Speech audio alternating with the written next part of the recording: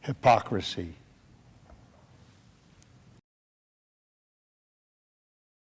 Hey, what's up, guys? Welcome to Law-Splaining the Interwebs.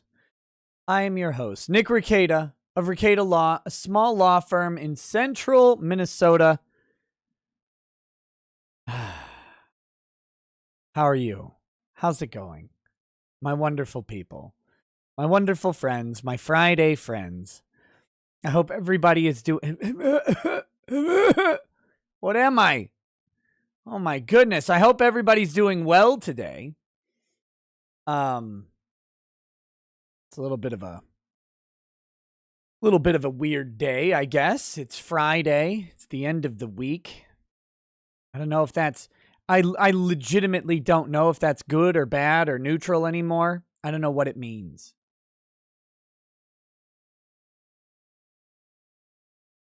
This shirt doesn't offend your eyes? Do you want me to go put on a yellow one again? Or how about salmon? How about that? Dollhouse Phil was subjected to Gale. Is he going to make a Gale doll? That'd be terrifying. So anyways, welcome. How is everybody today? I have a little bit of a show tonight, I suppose. You know, I never know on some of these nights. I don't know where we're going to get to. That's the beauty of live streaming, is I never quite know exactly how it's going to happen or what's going to go on, right? Like you can pick some topics and you can try and get some stuff out, but it's whatever, you know, works its way, retches its way out of your gullet. That's what ends up being the show, and it's always unpredictable. So tonight we do have a Scotch review. And I may have to step away from my... I'm going to have to step away from my computer for just a second to get that ready. But it'll be back. I'll be back in just a minute. We're going to do a Scotch review of this. This is the Aaron Malt Scotch.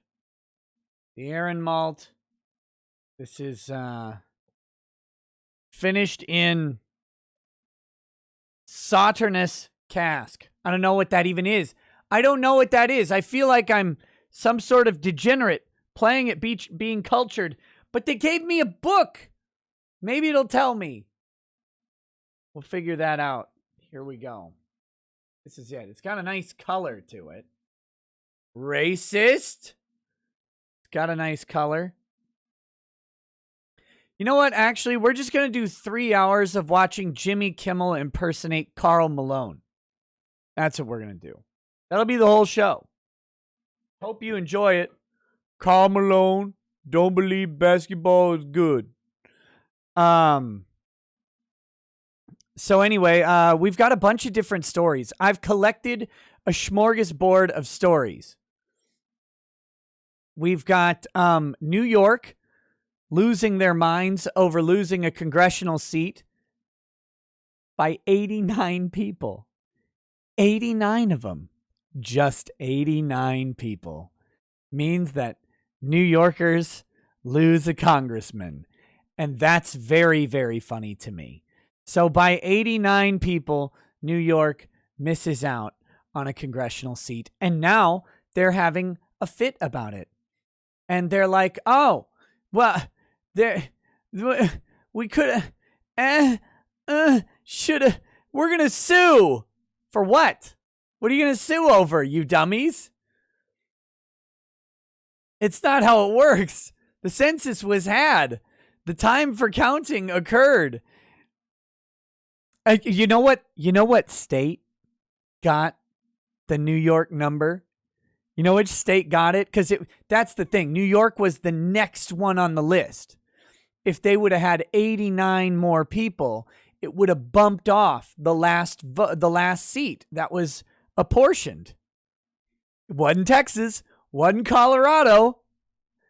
It was Minnesota. It was Minnesota. That's who had it. Minnesota they were awarded the last seat. Now, Minnesota, I think, stayed even on the amount of seats that they had. So they didn't lose one or win one.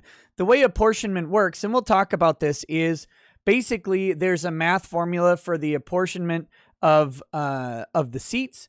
You've got 50 automatic seats, 435 total, right?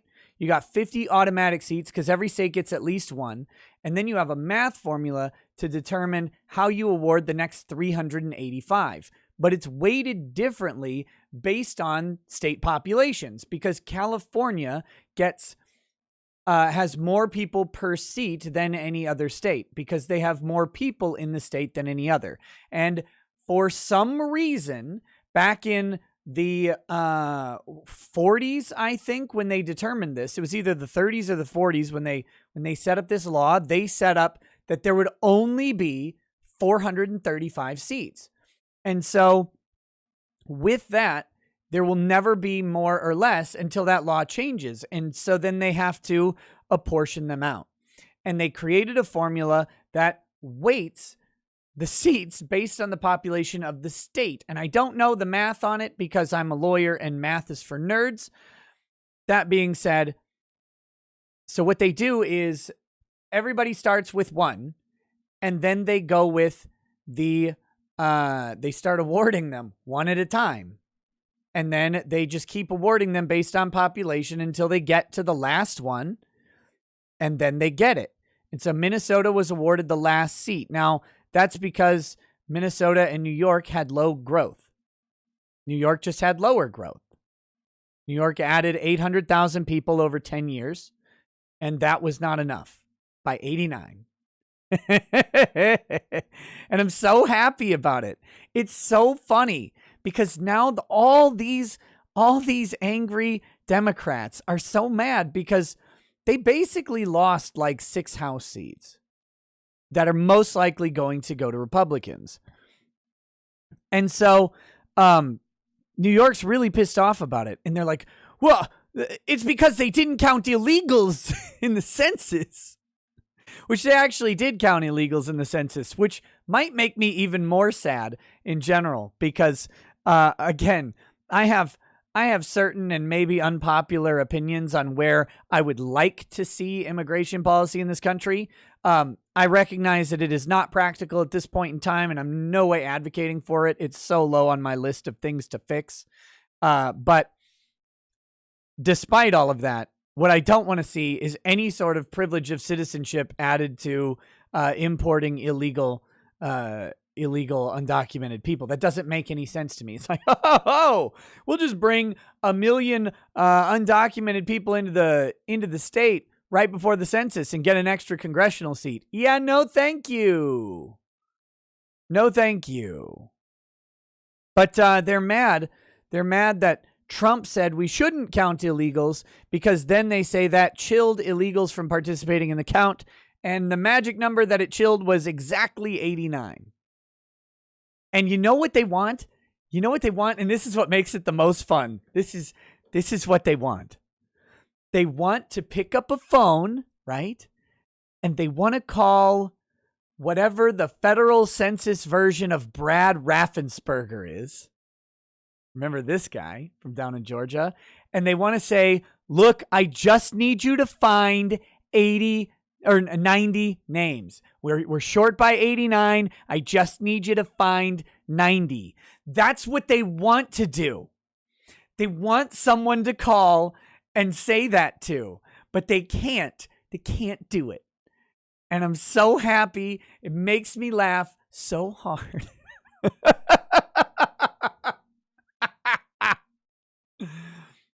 Because they swear that there's at least 90 more people in New York that weren't counted. Now, of course, the cognitive dissonance is absolutely lost on them that there would similarly be people in Minnesota who weren't counted. And so if you were to apply the same standards to New York as you did to Minnesota, there would be some increase in Minnesota as well. Maybe even more, maybe less. We don't know. We can't know. That's why things like the census end. But so now they're talking about suing over their lost seat. I hope they do. I hope they do, because the process was followed.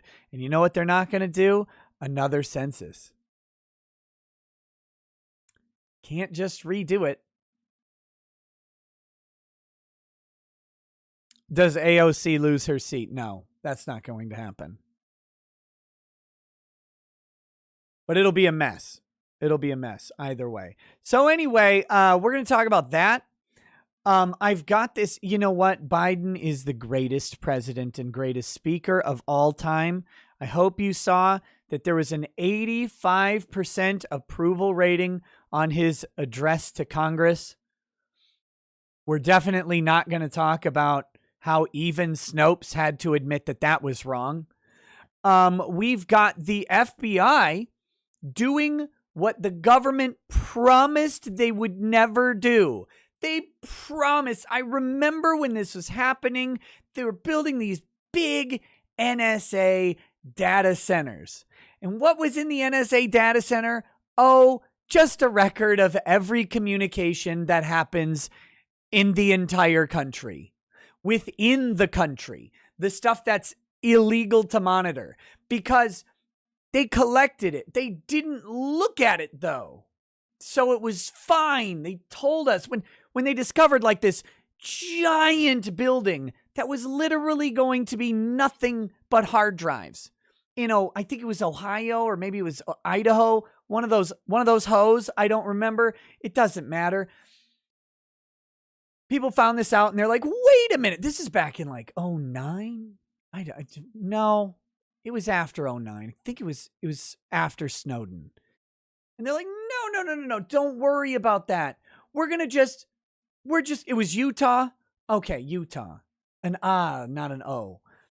We're just gonna gather all of the data. And that way, if we need to get it, we'll then get a warrant and then go back and look at it. It'll be fine. It's fine. Fine, okay? We're just gonna get a warrant to look at it. And that's the only time, pinky promise, super swear, frenzies, we're going to do it only that way. And they didn't. They didn't do it. So we're going to talk about that because apparently that happened. They were lying then. And this report, I'm sure, understates the problem, but that happened. We're going to talk about John Kerry. A little bit. I don't know why. I've got him on here. That'll be a brief thing. And we're also going to talk about Basecamp, which is Basecamp. I don't know what Basecamp is because, again, nerds. Basecamp did something funny. They unwoke. They went back to sleep. They went back to sleep intentionally. They're like, you know what? This woke shit is stupid. And so we're going to go to sleep because nobody's working. They're too busy woking. And since that's what was going on, they said, let's have a little bit less of that woke and a little bit more work happening. And then a miracle happened. And every company on earth needs to follow suit. They all need to do it. A bunch of crying lefties got mad that they couldn't force their political views on their coworkers. And so they quit. They just are all quitting. So, and there's some really sad looking sap who is on Twitter and he is compiling a list of people who quit. So I think what we'll do is we'll play a little game called Time to Woke, and we will look at the people who are quitting and we'll look at their Twitter timeline and see how long it takes us to find a woke tweet, just to see, because maybe it's actually a bunch of conservatives. I don't know. We're going to try that. I made it up today and I thought that might be fun. So we're going to look at that. Was there something else? Oh, we'll also read what changes Basecamp made, because I think that's important. Do I have something else? I do have another thing. We've got Parler's reply to Amazon's response. This is for Parler's motion to bring the Amazon case back to Washington, where it belongs, where it belongs for several obvious reasons jurisdictionally, where Amazon should definitely not be allowed to remove it to federal court. And Amazon basically didn't even argue against that in their response to the motion. So Parler has replied. So we'll take a look at that. It'll be really interesting to see what Barbara Rothstein does with this one. She clearly doesn't understand the internet, but maybe she understands diversity jurisdiction. Only time will tell, and only Parler's bank account will suffer. But that is something that we will probably look at as well. And then I do have a video of Jimmy Kimmel, I don't know, mocking Tim Scott or something from Florida. So that'll be probably stupid. But it's Jimmy Kimmel, so we get to make fun of him, because we get to remember that Jimmy Kimmel is what woke is designed to do. Jimmy Kimmel is a guy who used to do the Man Show, where they drank beer and looked at girls jumping on trampolines and had cool manovations like a bulldozer to wipe ice cream off your stomach when you're sitting on the couch. He's also a guy who did impressions of black celebrities like Karl Malone, and they were funny. And that was a thing. And now he's crying like a fucking beta on TV all the time, just crying about stuff and pretending that he isn't who he was. Like, I guess that was the act or something. I don't get it. Woke is designed to take all of the fun and life and funny out of the world, to suck it out like some harlot at a truck stop. Just suck it right out of you and spit it into a cup and say, I won't swallow until you give me an extra $5. That's what woke is designed to do. And I hate it. And everybody should hate it. It's ripping the life out of all of us. I'm sitting up with Lady Rackets, and I'm watching The Good Place. She's watching The Good Place, and I'm watching bits of The Good Place. It's a pretty funny show. It's okay. It's relatively tame on the social justice meter. So it's like, oh, okay, this is stomachable. And then they bring in a guy who's supposed to be in hell.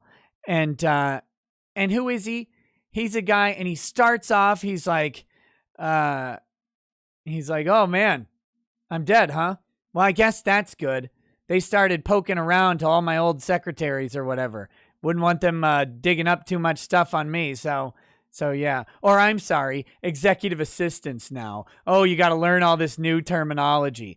And so he's like, but I'm not a racist though. I make fun of everybody. And so it's like, okay. You know what?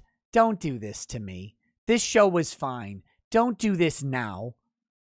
Don't do this now in the middle of the third season. It pisses me off. It was Kevin Spacey. They may have made a Kevin Spacey joke. But anyway, not every joke lands, but of course they brought the misogynist in. Uncivil Law says, pleasure my law nads. Well, I mean, since you asked, you want to be more drunk, Uncivil? Oh, no. Why? Why would you do this? Don't do it again. All right. So anyway,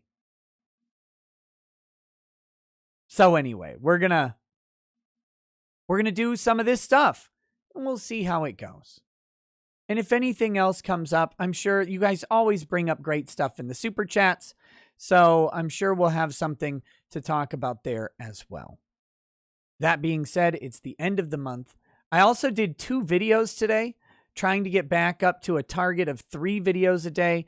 But been, just been working through that. 2 videos today were on the Second Amendment, going back to the Supreme Court, how I think that'll turn out. And then the other one was the cop who is likely going to get fired for his TikTok video, and how I think that's bullshit. So anyway, that's where life is right now. All right.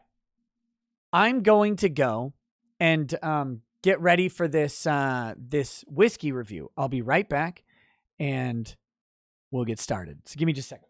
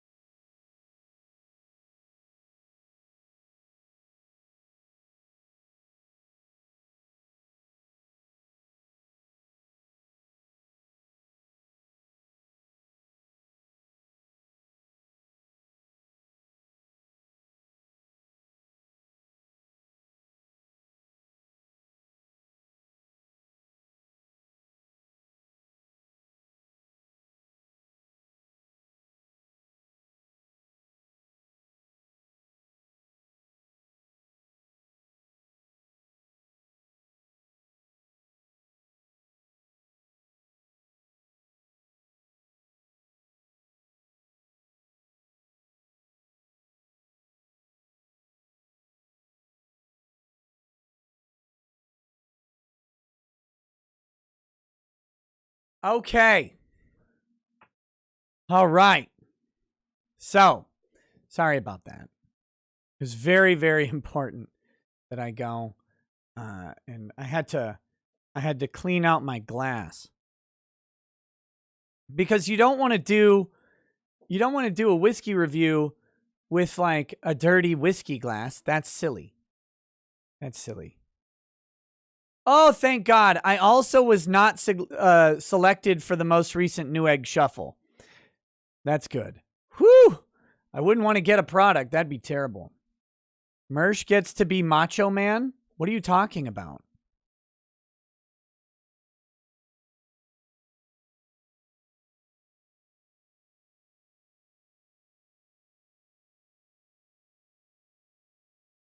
I see that Mersh gets to be Macho Man, but I don't know what you mean by Mersh gets to be Macho Man.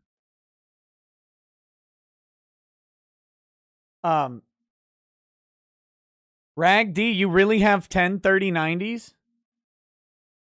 I do want a 3090. I want one very badly. I think that'd be fun to have. Okay. Let's see.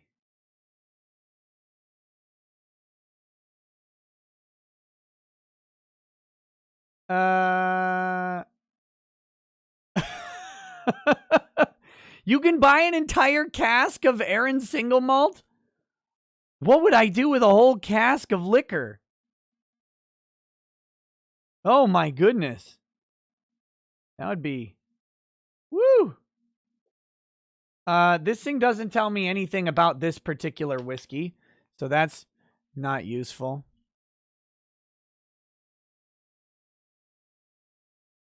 Let me read that. I'll read this. The Sauternes cask finish. After initially maturing in traditional oak casks over a number of years, how many? The Aaron single malt in this bottling was finished in a selection of Sauternes wine casks, sourced from an artisan producer of this iconic Bordeaux sweet white wine.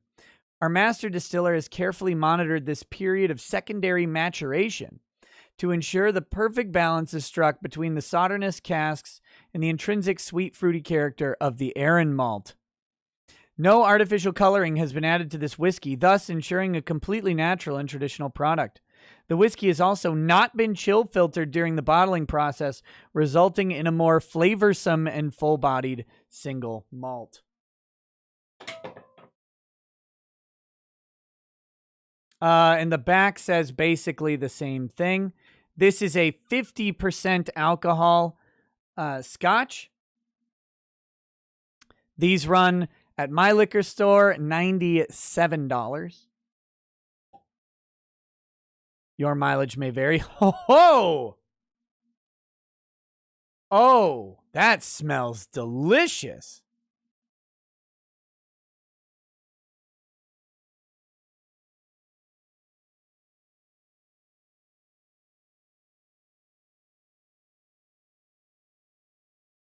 Breg Nichols, I don't need to start over. I'm just getting started.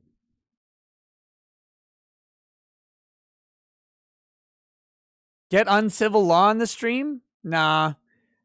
I don't think he wants to come on tonight. I think he just wants to hang and commiserate. Okay, this has a heavy, heavy white wine smell.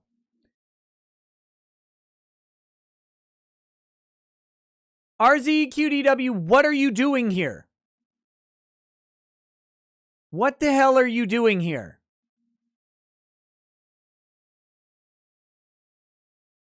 You're not supposed to take a break tonight to send a super chat. I told you not to. What are you doing? Clark S., I already took a shot of Malort on stream. It was terrible. All right, here we go. This has a heavy, heavy white wine smell.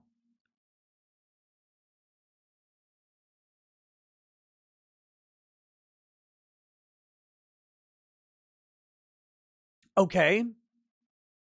Whoa. That was surprising. All right.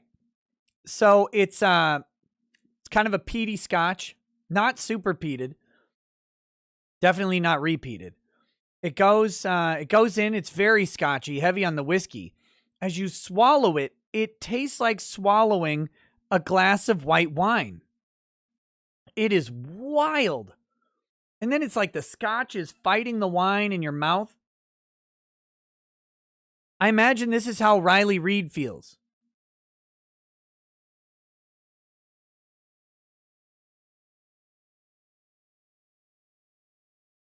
Snow Bear Studio, I am not ever afraid that anyone will outdrink me on stream.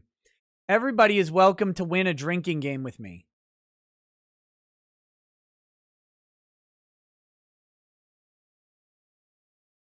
Clark S., I don't know if I could drink another sip of Malort. That was disgusting.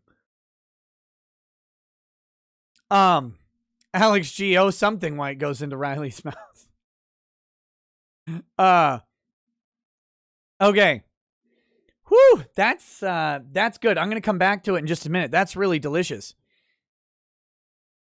Wait, is Drex doing a show right now?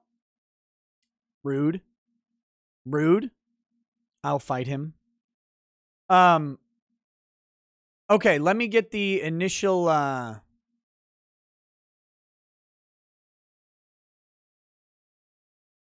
we got the initial super chats that came in before the show that I got to grab first. And then we'll get back into the normal flow. of things. We've got Matt K says, picked up a Whistle Pig 10-year today to try out tonight. Ooh, that is a good whiskey. Also, I'm a couple years older than you, and I forgot that head and vag video existed. So thanks. Yeah, get it. Get it like that guy did.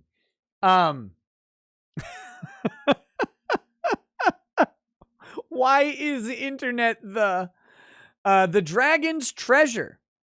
Says, assuming booths don't sell out by tomorrow morning, the tea man will be at Anime Matsuri this year. Come visit me at my booth and get some tea now so I can fund this trip. Time to throw tea at Ricada IRL. RIP 17-hour drive. Yeah, buddy. I will definitely come by the booth. I will definitely and gladly come by the booth.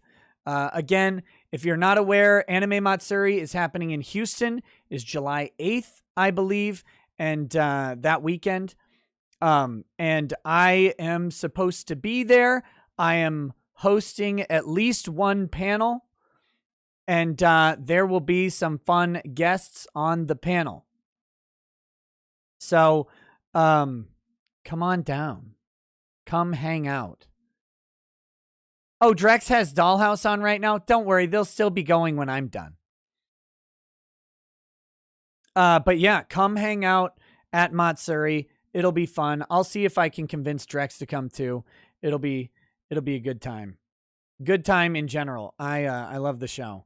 James Spoon says, does that make Adam Carolla Jimmy Kimmel's wife's bull? I do miss the Man Show. Yes, it does. And I miss the Man Show too. Give Drex a bottle of Blanton's that you've replaced with Malort. He wouldn't know the difference. He doesn't drink any alcohol. I don't know if Ty's going to be there or not. Twilight Dragon, maybe. RZEQDW says, if you ever need a show idea, I want to watch you read the Mare Island FBI affidavit. I'll find the PDF for you. Please do. But again, why the hell are you here? David Gunther says, Mersh gets to be Macho Man Randy Savage, not you. Okay. I wasn't trying to be Macho Man, but why does Mersh get to be Macho Man? I don't understand.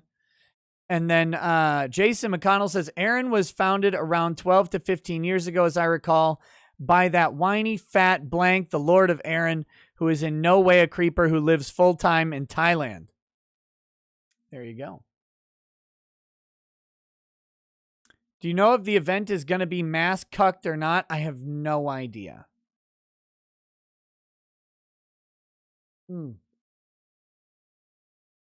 All right. There we go. Ooh, that is that is so weird. It's like you get the upfront satisfaction, but the regret of drinking a bottle of wine. I don't know what to do with that. I don't know what to do with that. Okay. Well, let's, where should we begin? I have so many different topics. That's always the question. Let's start with Jimmy Kimmel.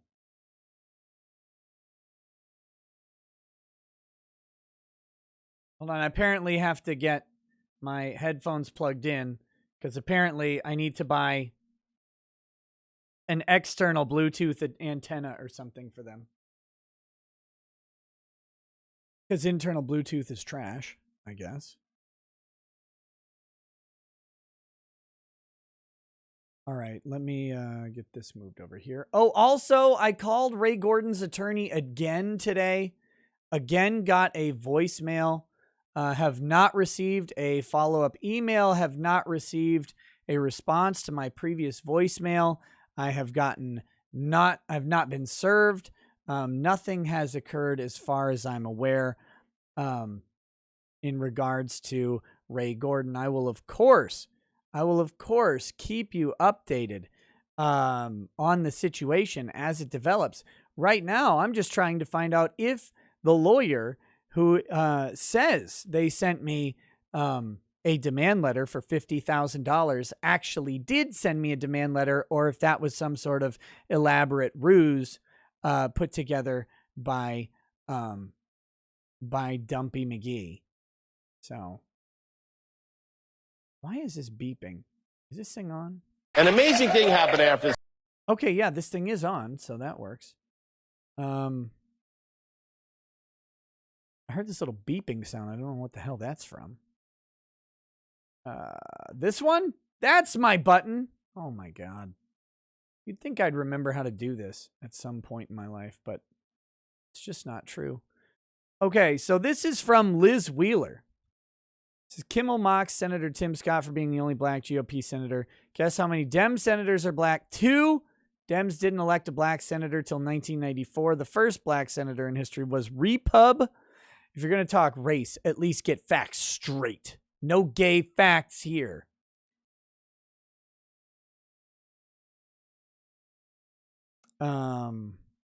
What is that sound? Is it this? Is it you? Did you guys hear a little beep, beep, beep? Let me know. I'm trying to figure out. I didn't see if that was picked up by OBS, so I don't know if that's in the headphone or if that's in the whatchamacallit. Okay, you didn't hear it? Might be low battery. Here we go. Is there a red blinking light?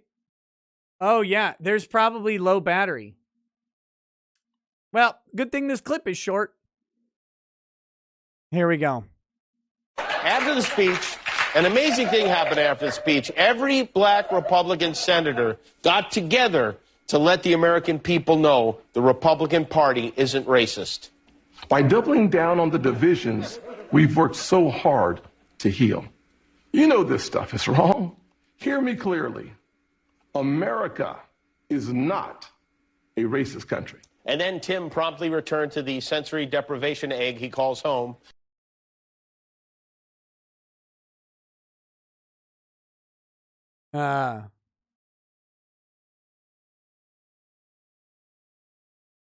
Okay.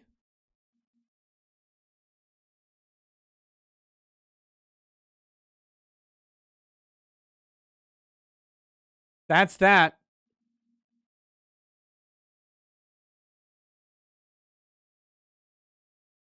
Do you guys realize that a big chunk of America thinks that's funny? And Uncivil Law says this is so racist against Senator Scott, it's hard to fully comprehend. Exactly. I mean, that's the irony of what happened, is that it's exceptionally racist against Tim Scott. But even ignoring that, let's get to the real crime.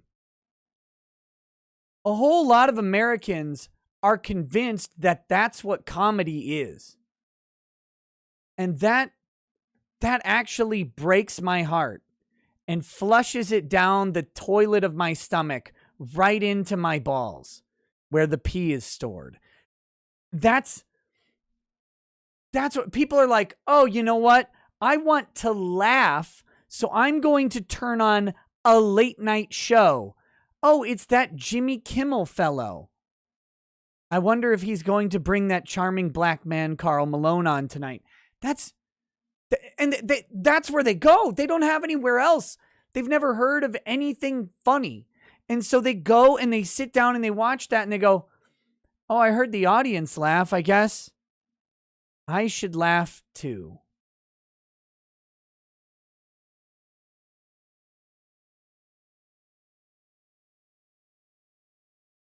And then, like, the screen goes black and white and rain starts falling in their bedroom, right? And there's a sad flute playing in the background as they reflect on the failure of their own lives and the worthlessness of their miserable existence. And that happens every night. Every night for people. They're subjected to that. I cannot imagine thinking that that's comedy at all. Like, I don't even know how to make like a joke or get worked up about it. That just makes me sad. That was his opening monologue. Those were the zingers. A team of people wrote that.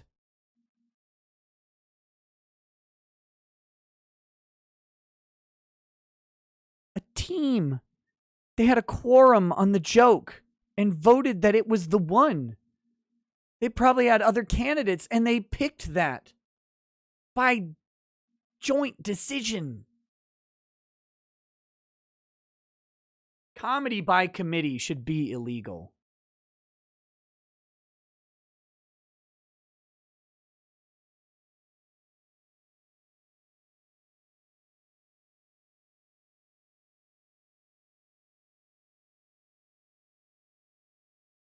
I am never going to get used to the fact that my $97 Scotch tastes like a cheap Chardonnay. This is terrible. You know, it starts off interesting, but by the end of the glass, I'm just fucking done with it. It is awful. What a waste of money. I could get the same effect buying a $9 foot of barefoot white wine, a $9 bottle of barefoot white wine. Any of them, any one of them would have the same lingering, like sad white wine dryness left behind in my mouth.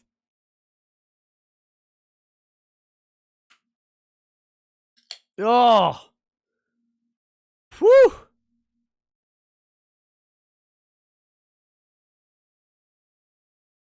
That or military special, it costs the same as 6 bottles of military special. 6, like 1.75 liter bottles of military special for this. This is the Aaron malt. It's the Sauternes cask finish. It's awful. I don't want to feel like I just drank a white wine from an Olive Garden, right? I want to feel like I drank a Scotch that's a product of the earth, that's been burned and cooked and smoked and drenched in dirt and leaves and shoved down my throat. That's what I want. I want to feel like I don't even know. I don't know what I want, but I know it's not this.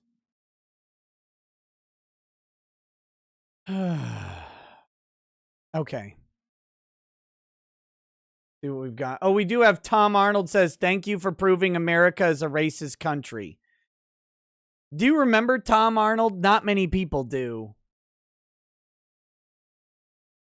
Not many people do. Let's try this.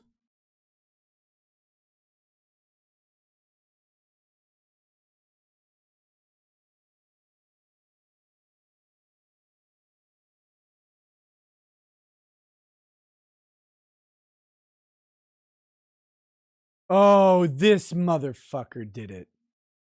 You know what he did? Look at this. Look at this. I'm going to tell you what happened. Jimmy Kimmel did a segment on his show called All Alone with Karl Malone. Do you want to know why Jimmy Kimmel did a segment on his show called All Alone with Karl Malone? When you type in YouTube, Jimmy Kimmel, Karl Malone Supercut into Google, look what comes up top. They SEO'd his Karl Malone impression down.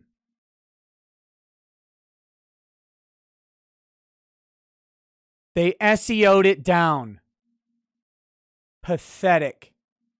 Pathetic. All right, I need to plug my headphones back in.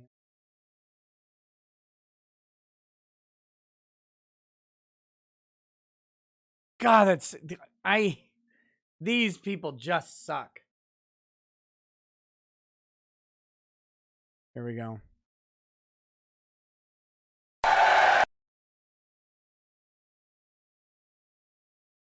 Let's check this out.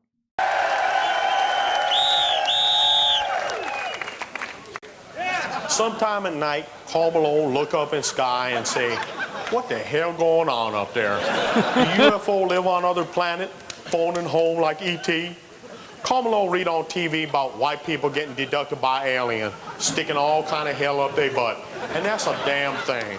Now, Karl Malone never seen no flying saucer himself, but if he do, That's going to be a spooky time. That's why Karl Malone say government got to step up and give 102% to keeping them little green man off this here earth. Because the day them dudes stick something up Karl Malone butt, well, that ain't going to be no good time for nobody, especially Karl Malone butt. Listen up, E.T. You better stay the hell back. Nanu, nanu. Until next time, this here Karl Malone. See, that was funny. That was funny. That was good. That was way funnier in his monologue. People always asking Karl Malone if Karl Malone planned to run for president.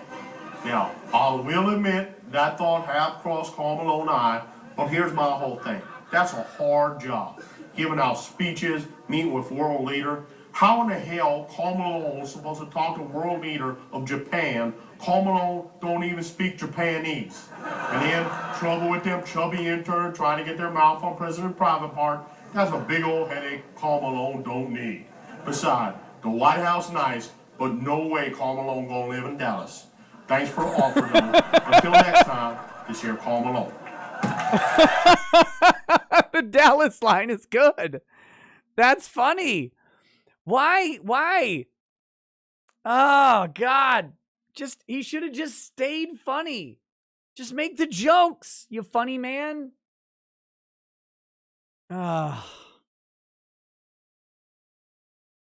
He used to be this way. He used to be actually a chuckle or two. But that's where it goes. That's where it is. But anyway, so I just wanted to, I didn't know if everybody had ever watched the Karl Malone bits that Jimmy Kimmel used to do. They were actually, they had some, it's important to remember where we came from, right? Right? No one gets to live anything down if they're on the other side, if they're on the right, or I guess the not left, whatever that is. None of them ever get to live down whatever. It doesn't matter if they apologize, don't apologize, doesn't matter what they do. Their past sticks with them forever. Jimmy Kimmel's past should stick with him forever. Forever.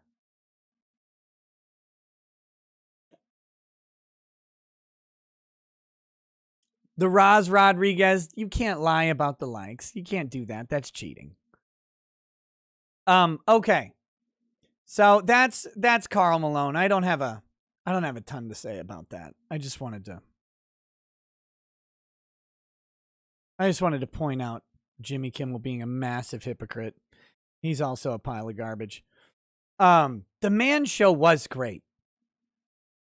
Again, a bunch of beer and girls jumping on trampolines. It was at a time in this world where it was okay to be a man. And like to be unironically a man.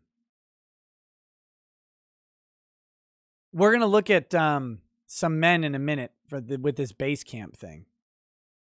So we'll get to there. All right, let's take a look at this, though. Cuomo, New York could sue after losing House seat after falling 89 people short in census. Who are you going to sue? Who are you going to sue? What are you going to sue for? What theory of recovery do you have? What remedy does a court have? A court's going to go, oh, you know what? Yeah, you're right. There's 89 more people than the official count actually had, so we're going to just make it happen. Sue for what?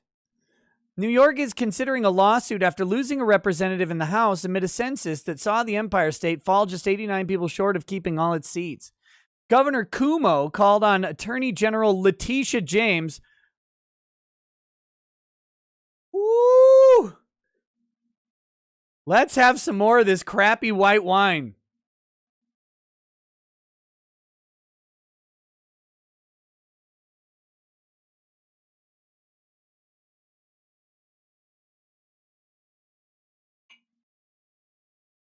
I don't want to make whatever joke I was about to make. I hadn't even finished the joke in my brain before I shut it down. Wow. Called on Attorney General Letitia James Tuesday to review the state's legal options as far as challenging the decision. It's obviously not desirable, And the last thing we want to do is lose representation in Washington, the governor said during an appearance near Binghamton. So it's not good news for the state. Okay. The call came as many of the governor's fellow Dems placed blame for the outcome on Cuomo's shoulders. For God's sake, if the state had invested in the census, could you have found 89 more people to count? Sure, easily, Mayor de Blasio said during a Monday appearance on NY1 after the results were announced. This is a lost opportunity by the state government to get the count right.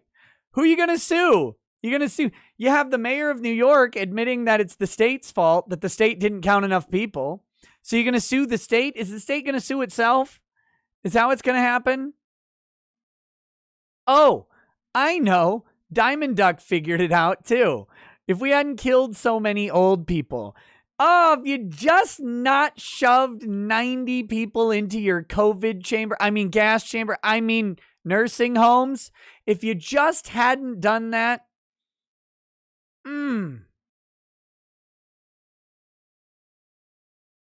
whoops.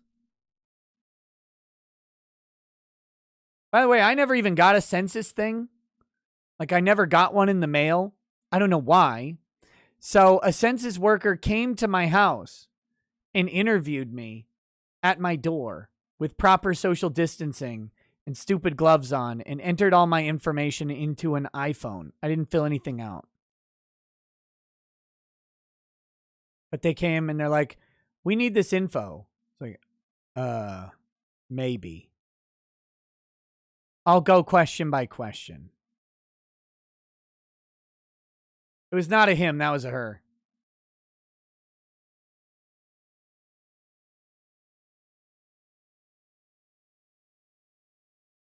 I'm going to read this one, even though it goes against all of my principles. Uncivil Law says, white wine hype.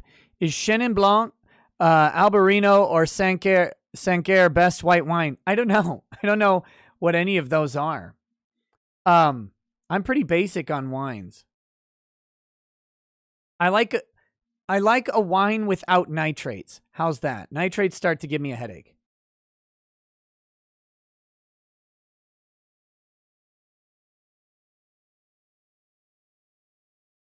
All right, we got Generalissimo says, was showering at a friend's place recently. Grabbed a bottle that I thought was shampoo. Turns out it was cum. Cocoon. Dangerously close to IHOP. If you hold near and dear to you that you like to be able to, anyway.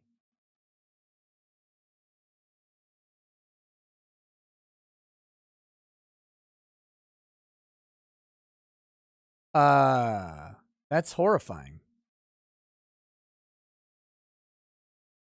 That's disgusting.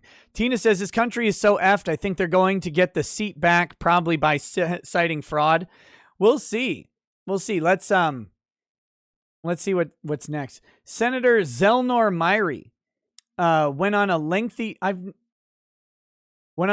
Twitter diatribe outlining how he believes the state failed to act fast enough and provide the support needed to conduct the once-in-a-decade counting amid the COVID-19 crisis last year. Okay, there's another state official saying that the state didn't do enough. Who are you going to sue? Who are you going to sue? So forgive me if I'm a little incensed that this administration never took the census seriously. Was it the only reason we missed the mark by 89 people? No, he wrote. Do I believe that we would be in a different position today had the governor heeded the calls of the community? Yes. Well, who are you going to sue? You going to sue the feds for your governor not acting? The Census Bureau reported on Monday that New York's congressional delegation will shrink from 27 to 26. It's one of 7 states losing a member of Congress as a result of the 2020 count. The slim margin is sure to raise questions about the census being conducted amid the COVID pandemic.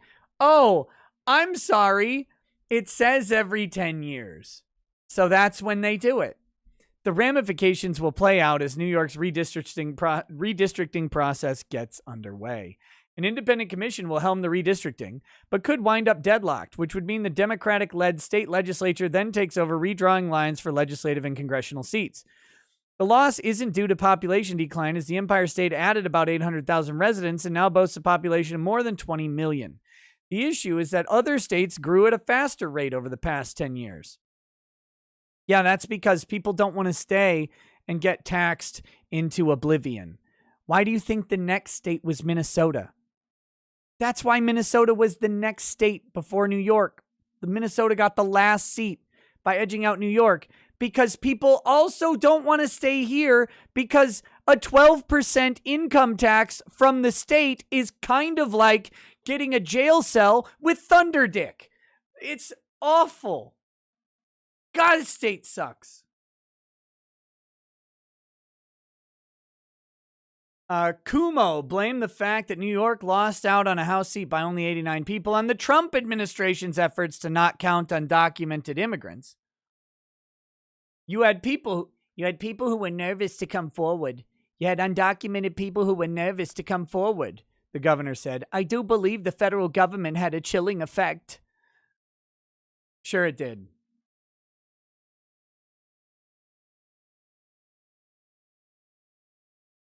John Hendrickson. No. I paid 12% in state taxes above the 30% or whatever in Fed taxes.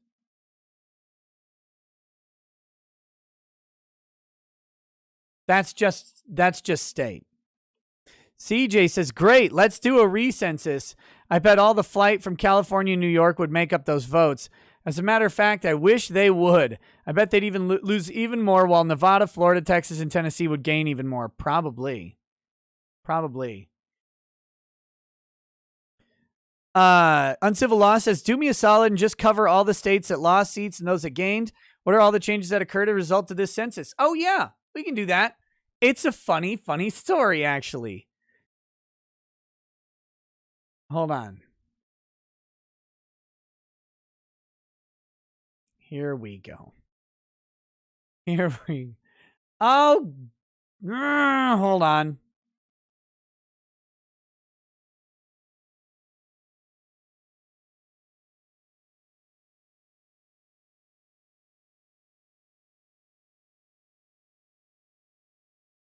Let's take a look at where the seats were lost and where they were gained. New York, -1. Pennsylvania, -1. Ohio, -1. West Virginia, -1. Illinois, -1. Michigan, -1. California, -1. We do have one in Oregon, +1. Montana, Colorado, 2 in Texas, 1 in Florida, 1 in North Carolina. 2 in Texas. 2 more. Because that's where everybody was going.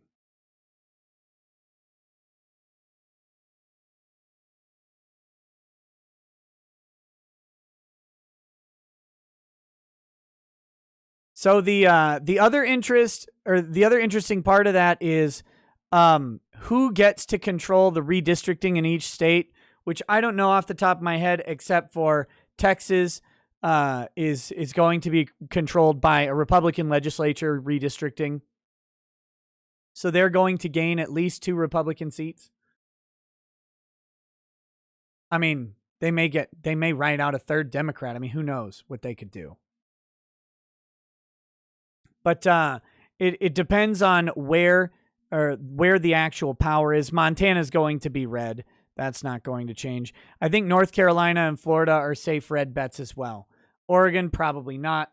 Although, I don't know what the actual makeup of the rest of Oregon is. I mean, I know Portland or whatever is commie haven, but I don't know if there's enough rural Oregon to make up for it in the state legislature.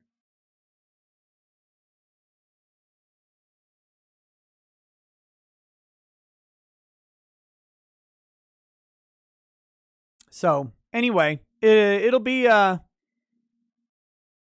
pretty interesting shift. Pennsylvania's, I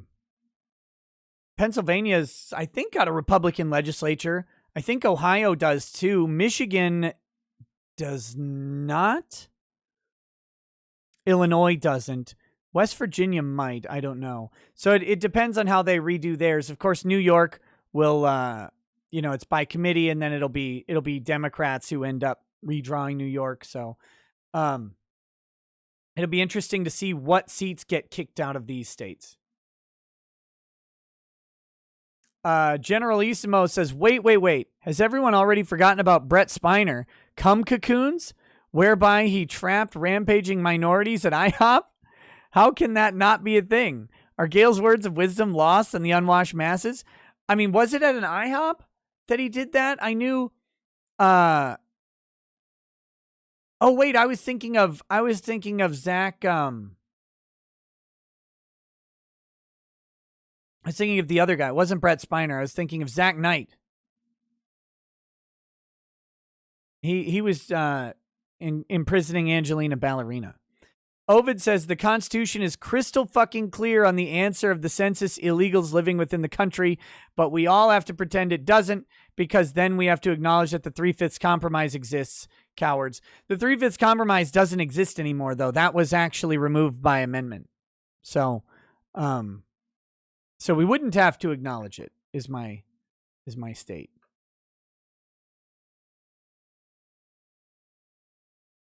Is my statement there. So, but yeah, that's what New York is dealing with. Cuomo's trying to blame it on the federal government. Everybody else is blaming it on Cuomo. Hopefully that guy will get voted out so he doesn't get to murder more old people.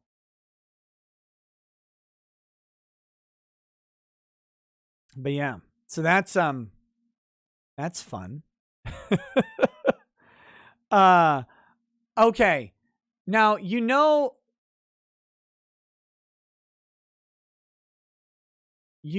life is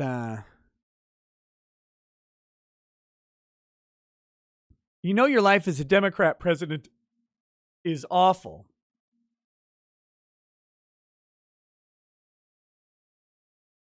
Let's take a look at some fact checks of the Biden speech stuff. Here we go. Look at him run defense for this and pretend people actually watched Biden's speech. Fact check. Biden's speech had an estimated 26.9 million viewers. The claim, President Joe Biden's address to Congress, had 11.6 million viewers. An April 29th Facebook post from James T. Harris, a conservative radio host and social media personality, lists television ratings for 5 past presidential addresses, 4 from former President Donald Trump and 1 from Biden. Post says Biden's address to Congress had only 11.6 million viewers compared to 37.2 million viewers for Trump's 2020 State of the Union speech. That's over a 60% decrease in viewership, Harris post says. No crowds ever attended his rallies. There was no crowd at his installation. There are no views for his online speeches. The audience for his regular speeches are non-existent. Virtually no viewers at home. An empty chamber for his speech. And yet we're to believe he received 81 million cupcakes. Harris cited the Conservative Treehouse, a website that published the same claim in an April 29th blog post, as evidence. The Conservative Treehouse linked to a website called the TV Ratings Guide. Biden's address had an estimated 26.9 million viewers. Fact check, bigots!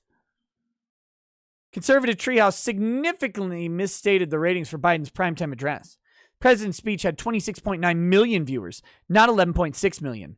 That's according to an estimate from Nielsen, a widely cited firm that tracks TV viewership. It should be back.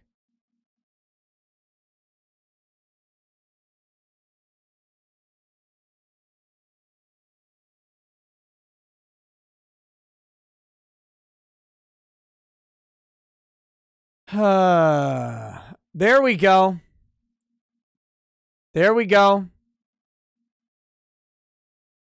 Amazing. You start talking about Biden ratings, right? I'll tell you guys, my bit rate did not go down that entire time. That was entirely on YouTube's end. My bit rate was stone fucking solid on the upload. Amazing. William Smith says, what a coinky dink. Oh, man. Nazi Gestapo, get out! Get out! You're not welcome here. You demonic Nazi communist Gestapo brown shirts. Oh my God. You come in here to harass God's people on Easter, on Passover. Get out! Get out! I don't want to hear you.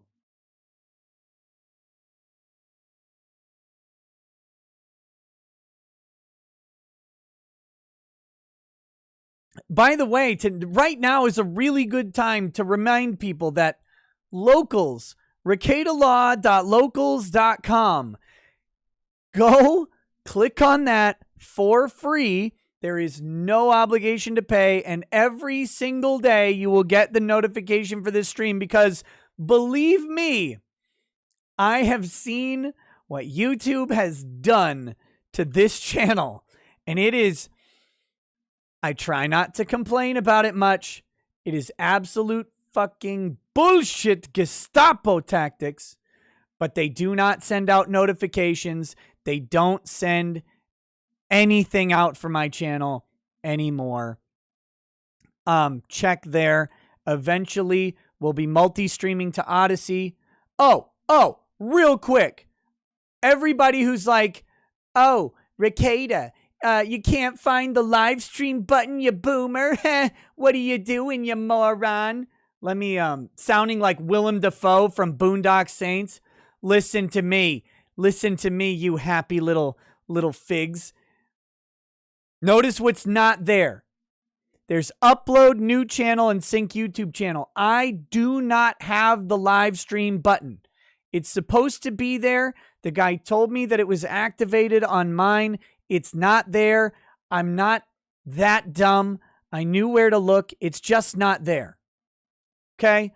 But as soon as I can multi-stream to locals, we'll be doing, or to Odyssey, we'll be doing something there. When we can stream to Odyssey and locals, there will be, once locals live streaming is opened up, and there's a creator call on Monday that I'll be on. Once that live streaming is opened up on locals, I will be streaming there as well. So, just so you know. Just so you know. But go check out that, where the hell?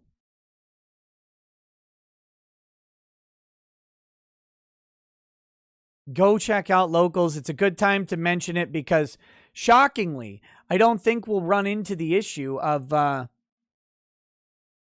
having things drop from locals. I think that might be a uniquely YouTube and maybe even a uniquely Ricada Law sort of issue.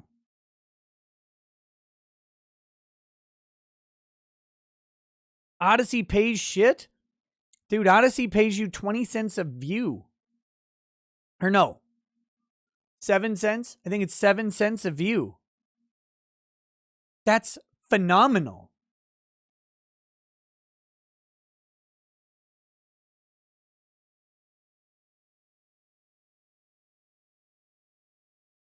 That's a remarkable RPM. That's a $70 RPM compared to $4 on YouTube.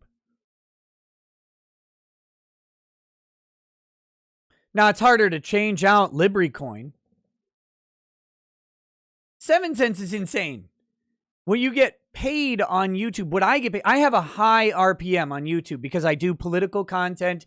It appeals to an older audience. So my CPM is usually between $10 and $15, and my RPM is usually up in the $6 to $7 range. So that's how much you get per 1,000 views. So for every 1,000 views, you get about $7, something like that. And that's high. On locals or on Odyssey, for every 1,000 views, it's like $70.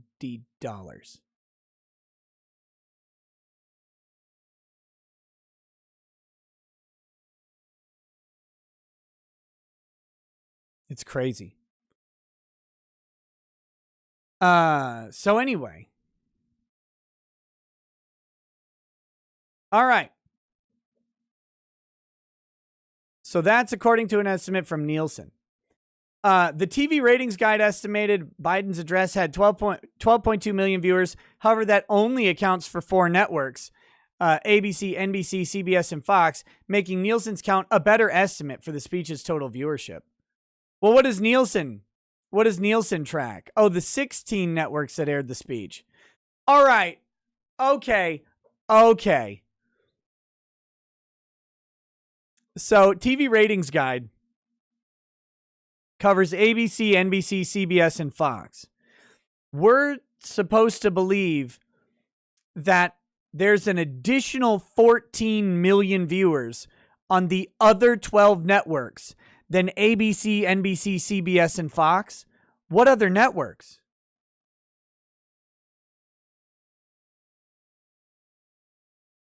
What other networks are pulling in the numbers? I don't buy that for a minute. Conservative Treehouse has a point about Biden's speech receiving lower ratings than Trump's address to Congress. Compared with Nielsen's estimates, the blog's list of viewers for Trump's 4 State of the Union addresses is in the ballpark, although it rounds up significantly for some years. In 2020, Trump's address to Congress had 37.1 million viewers, 38% more than Biden's speech had, according to Nielsen. But that rating slump may have more to do with TV trends than who's in the White House. Look at him fucking apologizing for it. Immediately apologizing. I mean, sure, viewership wasn't down 60. That's a lie. It was only down 38%. But it was, but it's not related to Biden, though. It's not him. It's not him. It's the TV. The TVs don't even work. I was pressing the power button and my Fox News wouldn't turn on. That's why. Everybody was trying to watch it. They were busy. They weren't at home on a lockdown mandated by their governments. They were at their jobs when he was talking at 9 o'clock, the jobs that they haven't been able to go to. That's where they just couldn't get to the TV. They had soup on the burner and mac and cheese in the microwave. How could they get to their TVs? What were they supposed to do? Let the mac and cheese burn? Racist. Not everybody has a private cook like white people. Oh my God. The fucking apology campaign. The pandemic accelerated what has been evident for years. Wait. What?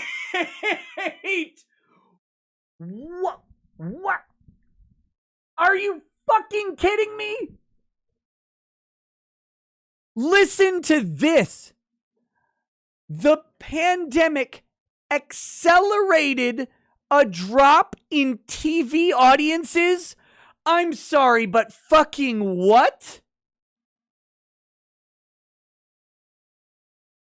What are they doing that they're not watching TV? What? Oh, I'm sorry. It's from a Yukon Gold potato, Brian Stelter. Oh, okay. That brilliant analysis came from JF's girlfriend. Come on. Gee, simply put, as more people spend more time watching on-demand programming, the public is less inclined to watch live events. No, they're not. They're less inclined to watch on-demand programming live. They're not less inclined to watch presidential addresses. They weren't during Trump.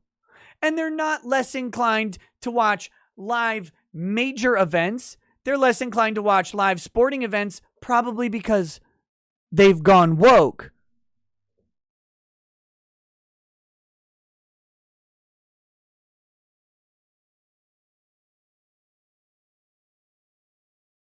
He's trying to linearly apply a decline in weekly programmatic episodic content to major news events. The first address to Congress of the Biden administration, the most voted for, most popular president in United States history, with an approval rating, mind you, that is, 16 points higher than Donald Trump, according to them. far more popular than Donald Trump, can't even get to 60% of the viewership because the pandemic? Are you fucking kidding me? People believe this. More people voted for Joe Biden than any president ever. But no one wants to see his first address to Congress. While the nation is enraptured by the stunning success of the first 100 days, jobs are up, vaccines are up, the economy's in recovery, there are hand jobs in every back alley again. It's perfect. Joe Biden has brought back Backpage so you can get hand jobs wherever you need one. The world is the best it's ever been. No one wants to hear about it. Yeah, okay.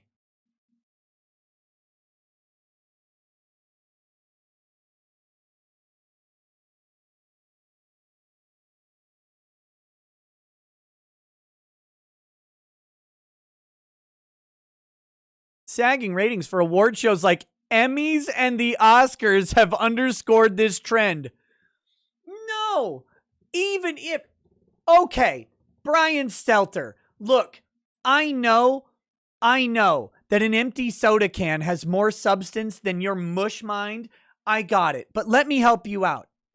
Even if we ignore that the Emmys and the Oscars have become a completely vapid circle jerk for people who are so self-obsessed with what they have achieved and virtue signaling and using their thank you speech to talk about the ills of textiles in the South Africa or whatever they do, even if we ignore how that drives people away because they literally don't care what a multi-tens millionaire has to say about how racist they are at the auto plant or whatever, or wherever they make those things that aren't my fleet of Teslas.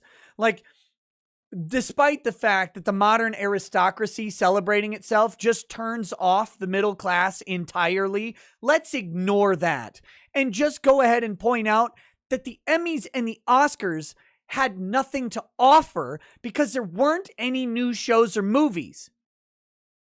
All of the interesting things that would be at the Emmys and the Oscars, even if you take out all the woke and you get rid of all of that, there just wasn't anything out in 2020. The shows got pushed. The movies got pushed. Top Gun didn't come out. And we all know what would have won Best Picture is Tom Cruise having his face slammed back like a Scientology ass fart in his face. That's what everybody wanted to see in 2020, and we didn't get it because of COVID. So since there was nothing to have at the Oscars, there's nothing to watch at the Oscars. This isn't rocket science. You can't take the 2021 Emmys and Oscars related to the 2020 non-releases and say, oh, well, you could see that no one wants to watch TV at all anymore because they're not watching the Emmys and the Oscars. Shut the fuck up. The dumbest people in the room report the news. They're the dumbest people in any room they walk into unless Biden's in there.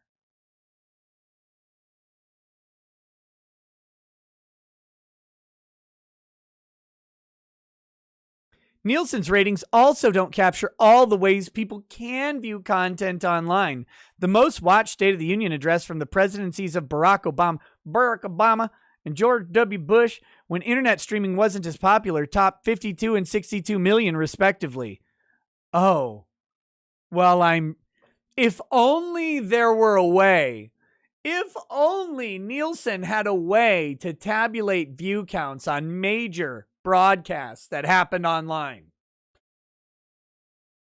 Oh my gosh. If only there were some way. Let's see. I wonder how we might find out the answer to this. I wonder if there were some way to tab. This is PBS NewsHour. This is PBS. 2.6 million subscribers. All they do is the news. 34,000 views for the president's first address to Congress in 100 days from the most monumental, most contested, most debated and impactful election we've had in a generation. Less than 35,000 views? Let's see what other ones we got here. Let's just go to YouTube. Biden address Congress.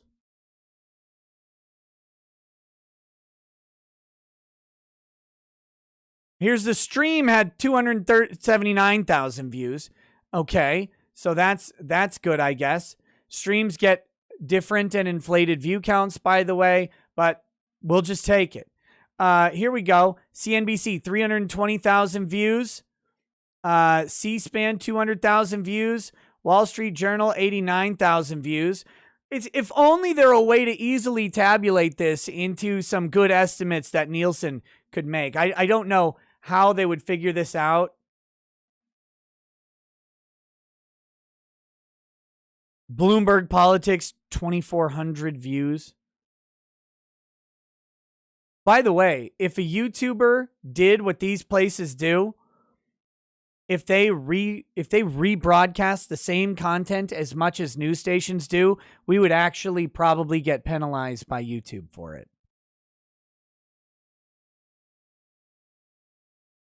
But yeah, there are ways for them to go ahead and tabulate these things. It's possible. PewDiePie gets more on a bad video. Jeremy Hambley gets more on every video. Good, bad, it doesn't matter. Oh, God.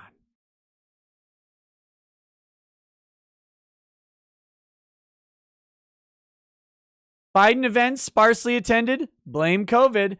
The rating figure isn't the only place this post goes wrong. Oh, man, this thing just keeps going. Notice this is a fact check. I want you to remember this has checked the facts. Everything they've said has been a fact. Brian Stetler's opinion, that's a fucking fact. All right. A recurring line of attack against Biden is that his rallies, speeches, and other in-person events don't attract large crowds. There's truth to that claim, but it lacks context about why those events are sparsely attended. It really doesn't. It doesn't lack any context at all, because Trump's rallies happened during the COVID pandemic as well. Biden ran for president during the coronavirus pandemic, when in-person gatherings were limited to prevent the spread of the virus.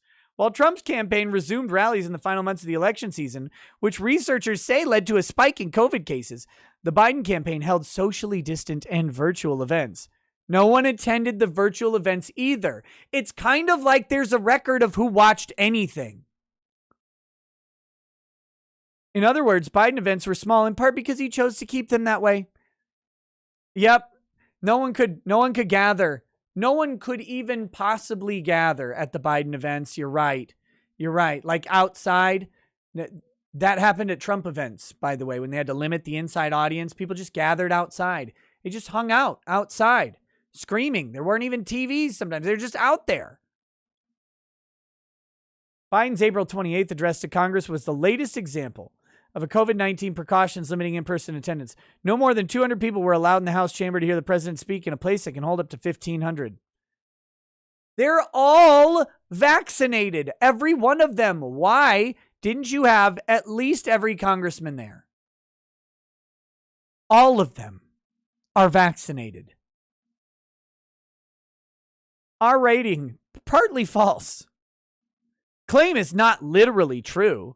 Biden's speech attracted an estimated 26.9 million viewers, according to Nielsen.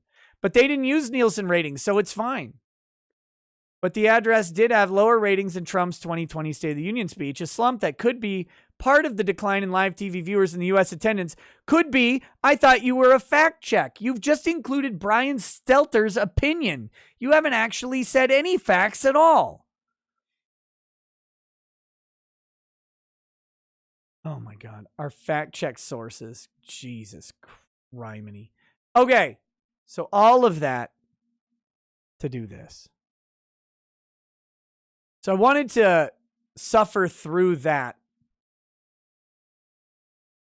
to show like how much they're running defense for Biden, right? That was the point of that. I hope you understand that I'm not willingly exposing you to torture.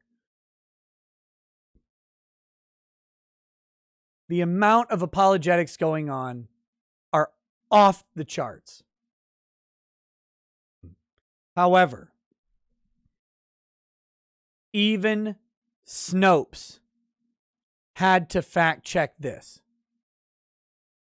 Even Snopes had to break this claim. And that is really not good. Did 85% of Americans approve of Biden's speech? Viewing audience for Biden's first speech before a joint session of Congress was not representative of Americans as a whole. Claim. 85% of Americans approved U.S. President Joe Biden's first speech before a joint session of Congress. Rating, false. Context. This stat refers to the approval rating amongst Americans who watched the speech, not the country as a whole. While 85% of viewers did approve of this speech, also false. According to the CBS News, the majority of those viewers were Democrats. Let's look at how they figured this out, by the way. Let's look at how they got to that number. It's amazing.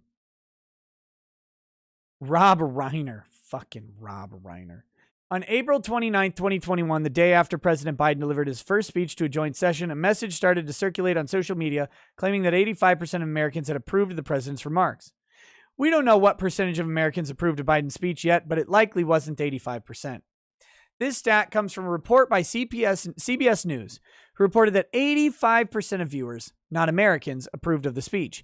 As the audience for Biden's speech last night likely skewed to the left, this statistic does not represent all Americans. CBS News reported that 54% of the people who watched the speech were Democrats, 25% were independents, 18% were Republicans. Of those people, 85% approved of the speech. This is also not true. I mean, I can promise you that this is not true. And I can promise you because we're going to get to their methodology for determining the 85% in just a second. CBS News Director of Elections and Surveys Anthony Salvanto specifically mentioned that the audience last night was made up of mostly of Democrats when he talked about this statistic. Here's the transcript. Blah, blah, blah. For comparison's sake, CBS News found that 76% of people who watched former President Biden's first speech before a joint session in 2017 approved of the message. Wait a minute. Where's the... Did they remove the numbers?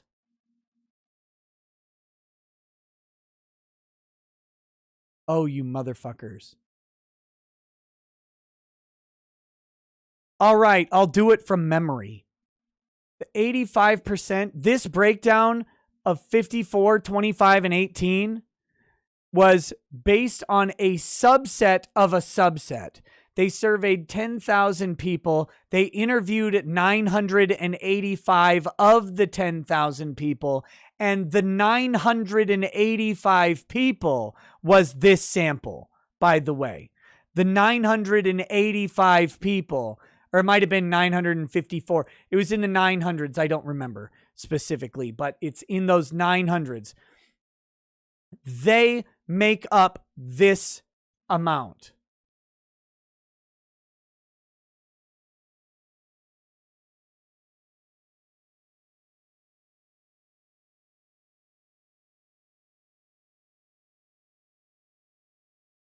It's so disingenuous.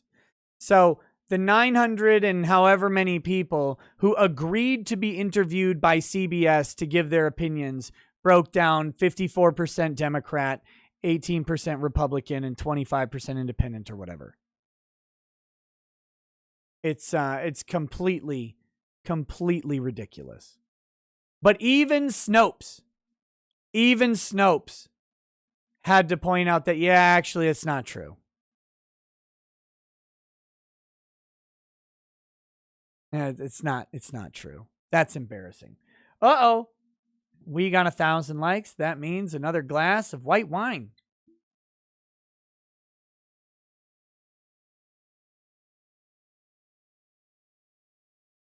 And by white wine, I mean scotch that tastes like white wine. I would buy like 7 to 8 bottles of white wine for the same price. Okay. Let's talk about Basecamp. Because Basecamp is funny to me. Ace Brain 2003 says Drex was playing that Gale vid on his stream tonight, and his stream started getting buffering issues as soon as Gale started using the N-word. Lol. YouTube censorship is real, y'all. Austin Heartless says, I mean, a bunch of old people who would watch TV were Cuomo'd. That's true. That's true.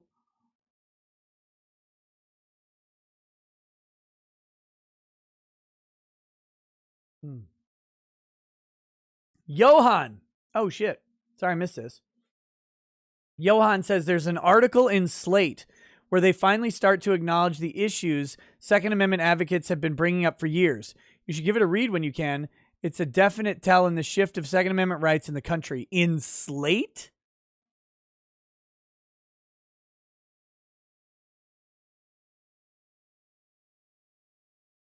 Oh, no. It's a 404. I think we got the wrong... I think it cut off some of the link. Either that or that was a really effective joke. All right, let's talk about Basecamp. Here's the 1K shot, by the way. I'm not taking it as a shot because I'm not in the mood, but I am drinking it.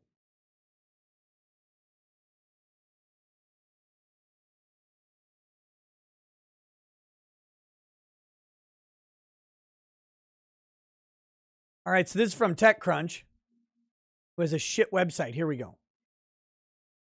Basecamp sees mass employee exodus after CEO bans political discussion. We'll read the CEO's letter in just a second. Following a controversial ban on political discussions earlier this week, Basecamp employees are headed for the exits. The company employs around 60 people, and roughly a third of the company appears to have accepted buyouts to leave, many citing new company policies. On Monday, Basecamp CEO Jason Fried announced in a blog post that employees would no longer be allowed to openly share their societal and political discussions at work. We'll read it from his mouth. Basecamp's departures are significant. According to Twitter posts, Basecamp's head of design, head of marketing, and head of customer support will all depart. Company's iOS team also appears to have quit en masse, and many departing employees have been with the company for years. Oh, we're gonna look at these guys. We're gonna go directly to their Twitters. That'll be great. Oh, this one won't surprise you at all, considering he has a smiley face made out of horse semen on a floor there. No politics rule at Basecamp follows a similar stance that Coinbase CEO Brian Armstrong staked out late last year.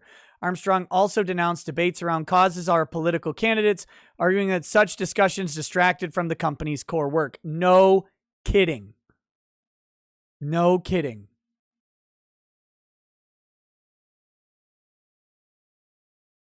Thanks, Bainling. I'll look at that in just a second. About 60 members of Coinbase's 1,200-person staff took buyouts in light of the internal policy change, ratio that makes the exit at Basecamp look even more dramatic.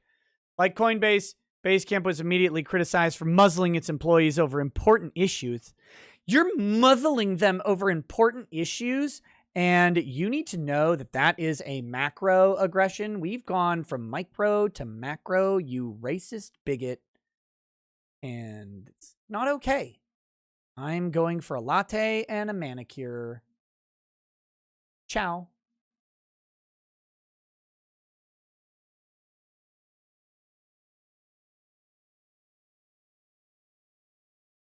Drawing the line on political topics becomes murky very quickly for any non-white or LGBTQ employees for whom many issues that might be seen as political in nature in some circles, the Black Lives Matter movement, for instance, some circles, Black Lives Matter isn't political in all circles, are inextricably and deeply personal. Too fucking bad you're at work. Go to work.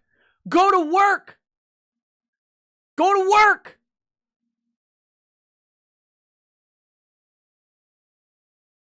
It's not a coincidence these grandstands against divisive politics at work issues down from white male tech executives. If you're in doubt as to whether your choice of forum or topic for discussion is appropriate, please ask before posting. Basecamp CTO David Heinmeier-Hassan wrote on his own blog post echoing Fried. According to Platformer, Fried's missive didn't tell the whole story. Oh, there's more to the story. Basecamp employees instead said the tension arose from internal conversations about the company itself and its commitment to DEI work, not free-floating arguments about political candidates. Fried's blog post does mention one particular source of tension in a roundabout way, referencing an employee-led DEI initiative that would be disbanded.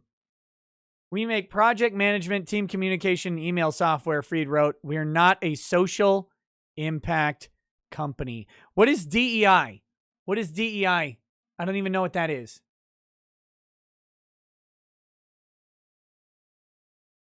Diversity, equity, and inclusion. Oh, yeah, fuck you. Get out. Get out of my company. Get out of my county. Get out of my state. Get out of my country. Get off my planet. Find a furnace and get in it. No one wants you. No one wants you. There is no inclusion here. I want to start a big company just to be uninclusive, just to be exclusive. No inclusivity. Fuck you. No, you can't come in. No, ever, ever. Go away. Go away. Pick it outside and I'll call the police and have them pepper spray you. Go away. Forever.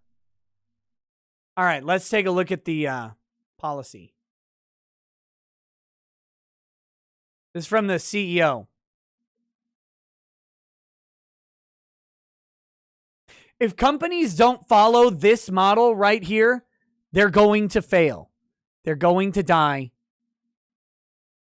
Purge them from your ranks.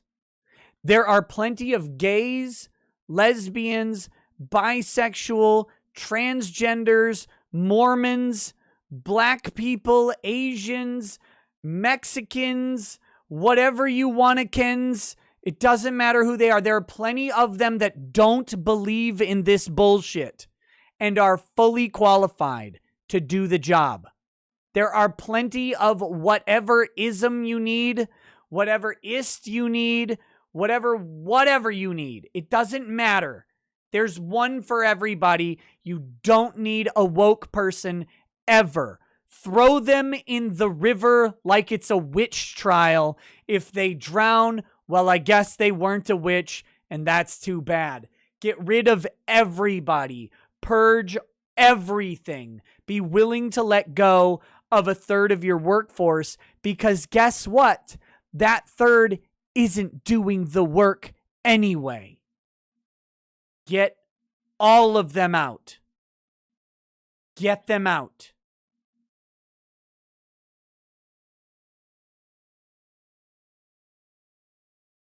Someone came in, they're like, and I'm the CEO of the company, and they're like, hey man, did you see my internal company email about how everybody should vote for Trump? Fired. Get out. Wait, what? Oh, well, I'm glad you got rid of that bigot. Did you see my email about voting for Biden? Fired. Get out. Get out.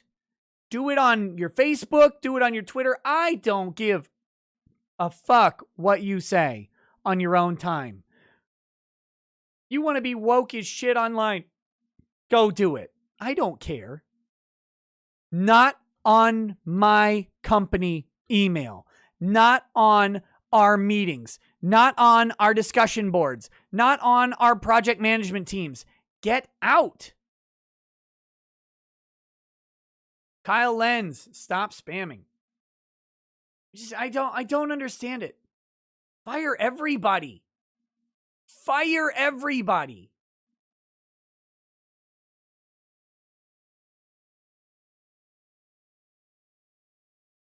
At Basecamp, we treat our company as a product. It's not a rigid thing that exists. It's a flexible, malleable idea that evolves. We aren't stuck with what we have. We can create what we want. Just as we improve products through iteration, we iterate on our company too. Recently, we made some internal company changes, which, taken in total, collectively feel like a full version change. It deserves an announcement. In the product world, not all changes are enjoyed by all customers. Some changes are immediately appreciated. Some changes take time to steep, settle in, and get acquainted with. And to some changes never feel quite right. They may even be deal breakers. Look, they already know. The woke are leaving, and we don't care. The same is true when changing your company, except that the customers are the employees. And when you get a certain count, customers or employees or both, there's no pleasing everyone. You can't. There are too many unique perspectives, experiences, and individuals. As Huxley offers in The Doors of Perception. Oh, quoting Huxley. Oh my goodness. Check out the big brain on Brad. We live together. We act on and react to one another. But always and in all circumstances, we are by ourselves. The martyrs go hand in hand into the arena. They are crucified alone. Embraced, the lovers desperately try to fuse their insulated ecstasies into a single self-transcendence in vain. By its very nature, every embodied spirit is doomed to suffer and enjoy in solitude. And can we take a moment to remember when men wrote like Aldous fucking Huxley? Holy shit. Heavy, yes, but insightful, absolutely. A relevant reminder. We make individual choices. We all want different somethings, some slightly different, some substantially. Companies, however, must settle the collective difference, pick a point, and navigate towards somewhere, lest they get stuck circling nowhere. With that, we wanted to put these directional changes on the public record. Historically, we've tried to share as much as we can for us and for you, so this transmission continues the tradition. No more societal and political discussions on our company Basecamp account. Today's social and political waters are especially choppy. Sensitivities are at 11, and every discussion remotely related to politics, advocacy, or society at large quickly spins away from pleasant. You shouldn't listen to this. Listen to this. You shouldn't have to wonder if staying out of it means you're complicit or wading into it means you're a target. They went after Gina Carano for not putting pronouns in her bio. These guys know exactly what's up. These are difficult enough waters to navigate in life, but significantly more so at work. It's become too much. It's a major distraction. It saps our energy and redirects our dialogue towards dark places. It's not healthy. It hasn't served us well. And we're done with it in our company, done with it on our company Basecamp account where the work happens. You're at work.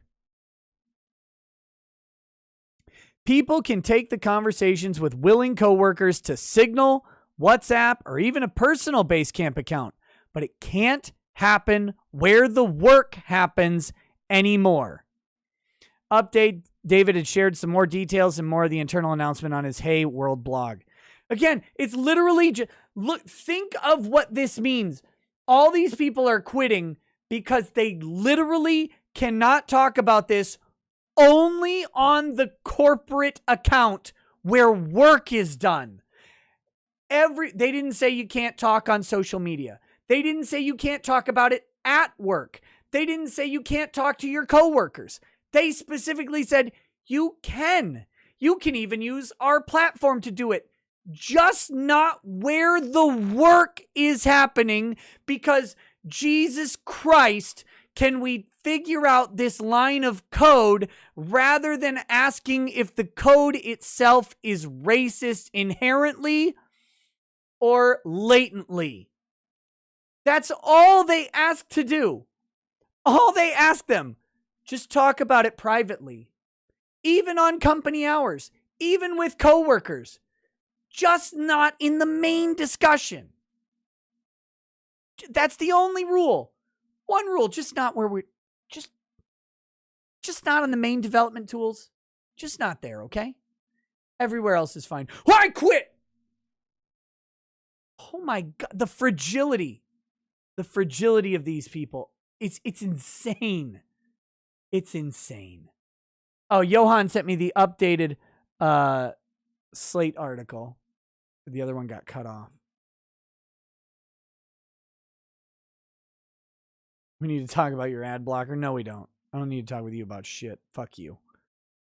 All right. No more paternalistic benefits. For years, we've offered a fitness benefit, a wellness allowance, a farmer's market share, and continuing education allowances. They felt good at the time, but we've had a change of heart. It's none of our business what you do outside of work, and it's not Basecamp's place to encourage certain behaviors, regardless of good intention. By providing funds for certain things, we're getting too deep into nudging people's personal individual choices. So we've ended these benefits and, as compensation, paid every employee the full cash value of the benefits for this year. In addition, we recently introduced a 10% profit sharing plan to provide direct compensation that people can spend on whatever they'd like, privately, without company involvement or judgment. So literally everybody gets a pay raise. Everybody gets a pay raise. And that pay raise is not attached to you going to a gym or you eating from a farmer's market or anything else. This is a great change. Everybody gets more money. Sweet deal.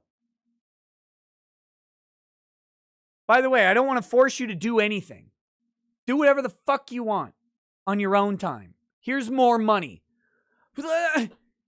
Are you kidding me? When I was in corporate America, I would have killed for them to get rid of all their stupid little individualized, targeted benefit packs and just given me the money. I would have killed for it because when I was in corporate America, I was struggling to pay bills.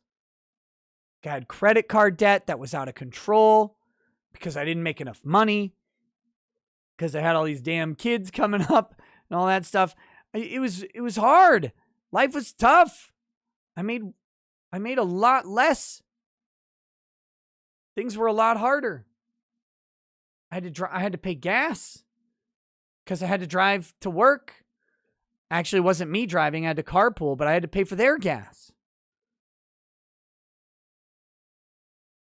I would have killed for the gym benefit that I didn't have time to go to the gym. I didn't have time at all to go to the gym. By the time I got home, the gym was closed. I would have killed for that gym benefit in just extra money to buy more mac and cheese.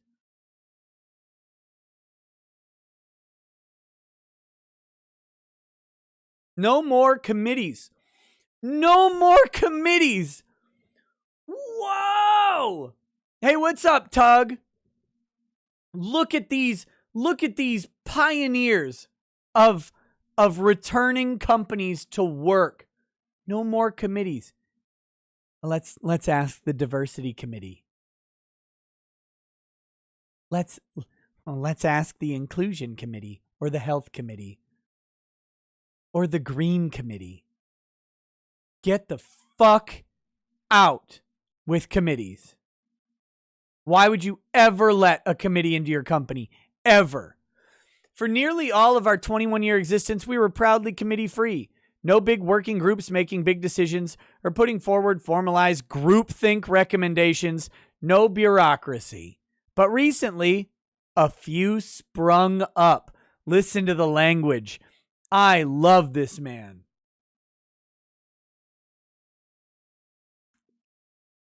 No longer. 2 words. That's all you get for this sentence. We're turning things back over to the person or people who were distinctly hired to make those decisions. I'm sorry, diversity committee. You are not our manager of HR. You're not. Get out. Get out. I'm sorry, ergonomics committee. You are not the purchase order person. Get out. The responsibility for DEI work returns to Andrea, our head of people ops. The The responsibility. So they hired a person for their diversity, whatever, and inclusivity. They hired someone for that. They have a person who's qualified and interviewed and credentialed enough for them for that. They don't need a committee. The responsibility for negotiating use restrictions and moral quandaries returns to me and David. A long-standing group of managers called Small Counsel will disband. When we need advice or counsel, we'll ask individuals with direct, relevant experience rather than a predefined group at large. Because you know what happens on the Small Counsel, right? The Diversity Committee demands that the Small Counsel have representation from specific groups in specific numbers, and suddenly the Small Counsel has nothing to do with any of the problems that you have to deal with, and everything to do with perceived problems of leftist society at large. That's all a Small Counsel ever is when you have a Diversity Committee, because that's what it necessarily must be. We're going to talk to people with direct, relevant experience rather than a predefined group at large. Back to basics. Back to individual responsibility. Back to work. Back to work. Go to work. Get to work. Write code, you communist. No more lingering or dwelling on past decisions. We've become a bit too precious with decision-making over the last few years, either by wallowing in indecisiveness, worrying ourselves into overthinking things, taking on a defensive posture and assuming the worst outcome is like the likely outcome, putting too much energy into risks energy into something that only needed a quick fix, inadvertently derailing projects when casual suggestions are taken as essential imperatives or rehearse. You gotta appease the Diversity Committee's chosen projects. Remember, that's what this is all saying, by the way. Casual suggestions are taken as essential imperatives. Why? Because of who they came from. Well, this came from Kia, and Kia's on the Diversity Committee. Kia's on the Women's Health Committee. Kia's on the Personal Well-Being Committee. Kia's on the Wellness Committee. Kia's on the Maternity Committee. In fact, does Kia even code? We don't know. She's on the Is Coding Important Committee as well. If we don't treat this seriously, this random suggestion about, having oat milk next to the dairy milk at the company cafeteria, if we don't seriously consider offering oat milk, we're going to have 9 fucking committee reports from Kia. Those of you who have Kia written as KIA, how dare you? Kia has a Y, 2 A's, an H, and an E in it. Okay? And it's not a her or a him. It's an it, them. Thank you. Or rehashing decisions in different forums or mediums. It's time to get back to making calls, explaining why once, and moving on. No more 360 reviews. Nobody likes 360 reviews, by the way. No one wants to do them. It's shit to grade your peers. No one likes it because no one wants to say the person working next to them is a pile of fucking trash, even though we all believe it. Employee performance reviews used to be straightforward. A meeting with your manager or team lead, direct feedback and recommendations for improvement. Then a few years ago, we made it hard. Worse, really. We introduced 360s, which required peers to provide feedback on peers. The problem is, peer feedback is often positive and reassuring, which is fun to read, but not very useful. Assigning peer surveys started to feel like assigning busy work.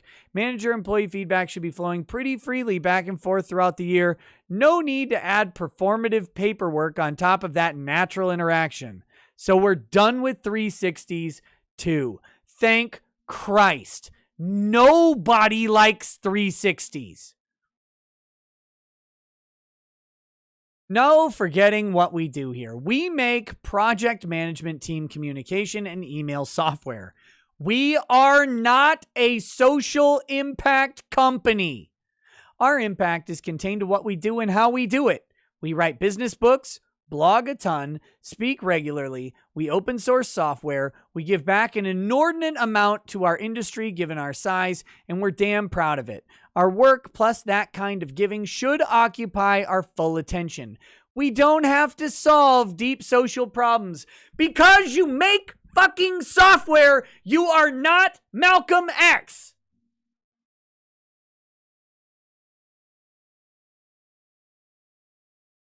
Chime in publicly whenever the world requests our opinion on the major issues of the day.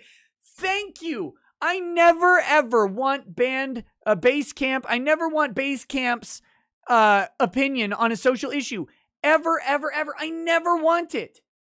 Thank you. Except for this one where they say, we don't want to give it to you. I don't want it. Don't ever tell me. Okay. Thank you. You're the best company on earth right now.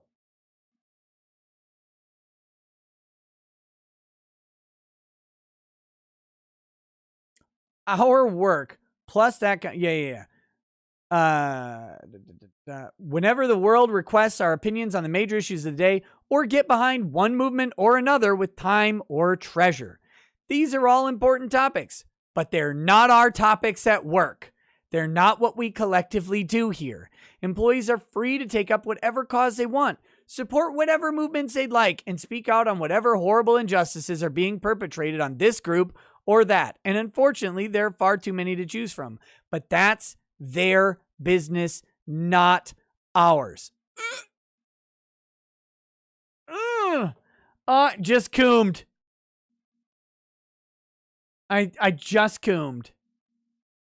We're in the business of making software and a few tangential things that touch that edge. We're responsible for ourselves. That's more than enough for this. Holy shit. This may look like compression, a reduction, an elimination. And it is. It's precisely that. We're compressing X to allow for an expansion in Y. A return to whole minds that can focus fully on the work we choose to do. A return to a low ceremony, steady state where we can make decisions and move on. A return to personal responsibility and good faith trust in one another to do our own individual jobs well. A return to why we started the company. A return to what we do best. Who's responsible for these changes? David and I are. Who made the changes? David and I did.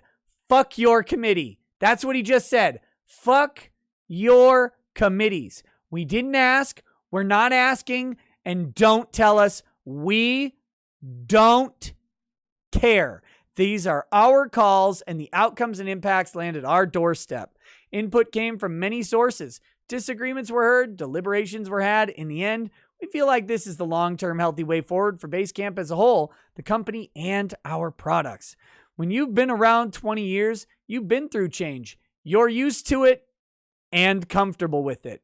These changes are part of a continuum in the experiment of independence that is Basecamp and 37 Signals before that. We'll eventually run headlong into big change again. This is what we've done. This is what we'll do. Time guarantees it. We're very much looking forward to this new version of the company. Bye. Bye. We're looking forward to you, and you know who you are, walking out the door. Bye. None of us fucking care. We're done. We won't miss you. Like an anime girl. Once the construction site is cleaned up and the dust settles, we believe we'll see a refocused, refreshed, and revitalized Basecamp. Here we go again. Boom. Done. This guy knows it. They saw it. They saw it happen. You can read between every single line. And I'm assuming it's leftist. But I am willing to entertain the possibility that this guy is a giant liberal and they were tired of advocacy on the right. They're like, no, we don't want to support Blue Lives Matter. Good. You're a coding company. Blue Lives Matter doesn't need you. They don't want you. Nobody wants you. You just write the code. Just make the app that I press download on and then use. That's all I want ever. Make my McNuggets and give them to me. Don't tell me about where the chicken came from.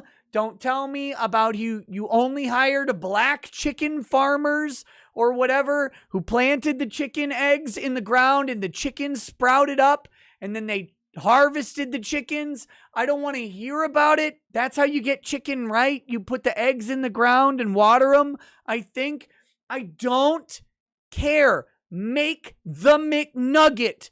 Nobody fucking cares about what your opinion is. No one ever did. I don't want to know. Just make the nuggets.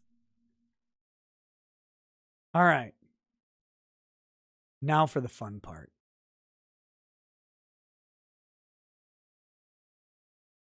Let's find out who has left.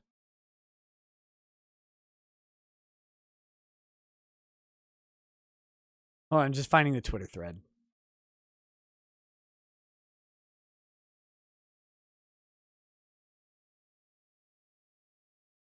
Here it is. First of all, this guy is not sympathetic to Basecamp at all. John Breen. John Breen is, which obviously John Breen is not okay with what is going on at Basecamp. He is not okay with it. You don't even need this. Would you ever hire this? Ignore the fucking soy face for a second. John, he, him, ADHD, software developer, queer, high maintenance. Get out. Get out. Get out. Get the fuck out of my office. I never ever want to see you again. You are a scourge on humanity. Go bother a barista. For Christ's sakes, I'm writing code. Get out. All right, so just to point out, this is the, yeah, read the header. Profit without oppression, guiding principles. Tech is not neutral, nor is it apolitical. Intention without strategy is chaos. Lack of inclusion is a risk/crisis management issue. Prioritize the most vulnerable. Yeah, fuck you. Look at that. Look at that. I hope you all go to bed tonight and that haunts your nightmares forever.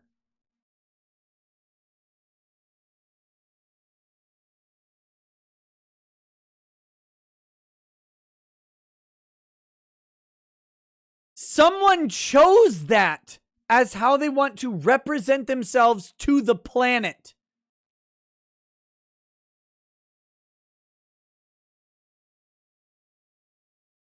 All right, we got a couple of chats to read real quick.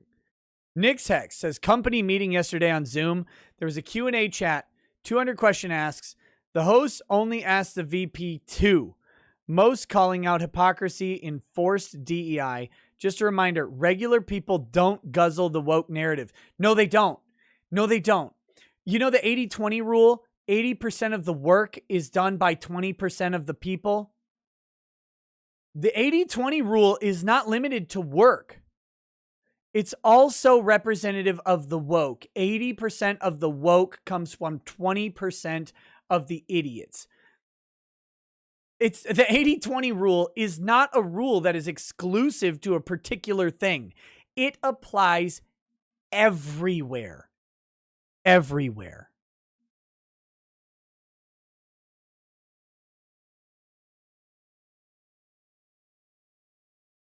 Logo says, my black coworker told me he reads Westerns. He said, I bet you've never heard of a black guy reading Westerns. I said, I've never heard of a black guy reading. We both laughed. Oh no. This is how men bond and they want it destroyed. Yes. Yes. It's a joke. It's a joke.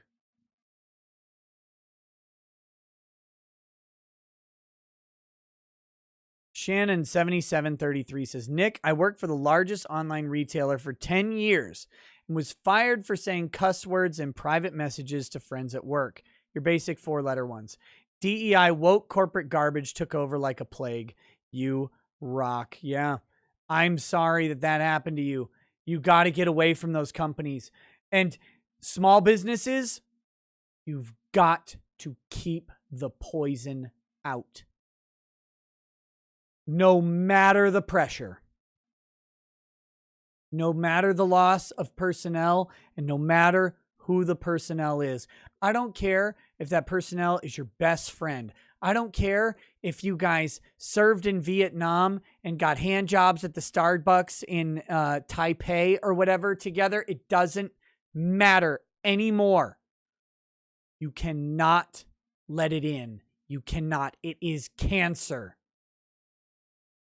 It is cancer. It will destroy your company. It will destroy everything you do. Doesn't matter how much of a friend that person was. If they want you to do any woke anything with your company time, cast them out. Cut off your left hand to keep it from sinning. Gouge out your eye to keep it from leering. Get it out. The Bible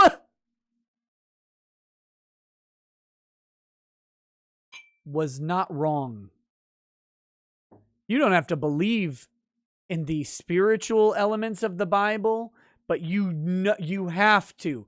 You have to. If I am fucking serious, if you run a business right now and you're looking to anywhere other than the Bible telling the early church how to survive, you are looking in the wrong place. You are looking in the wrong place. The New Testament, Romans, any hint of impropriety, any hint of anything, get it out. Cut it out. Get it away from you. If your right hand is leading you to sin, cut it off. If your right eye is leading you to stare, get a spoon and gouge it out. Get it out. Your company is, you can't take these literally, right? It's a metaphor. Your company is about the work. The church was about the work. That's the thing. You notice, brief religious tangent here. You notice like how actually red-pilled fucking Romans is? Paul's letters to the early churches? Look, if there's a guy who anyone thinks has any sexual impropriety, and I mean he looks at a woman at the tavern, he can't be associated with the church. He's got to go. He's got to go. You can't have that association, because then people will make an accusation, they will tie it to the organization, and the organization is already on the underground. We don't have time. Focus. Remember that Paul is talking from a perspective that Christ is literally coming before he dies. Paul says that Jesus will return in Paul's lifetime, and Paul's in prison forever. He knows he's got a decade. Paul's mission is, I have 1 decade to get the church to save the entire fucking planet.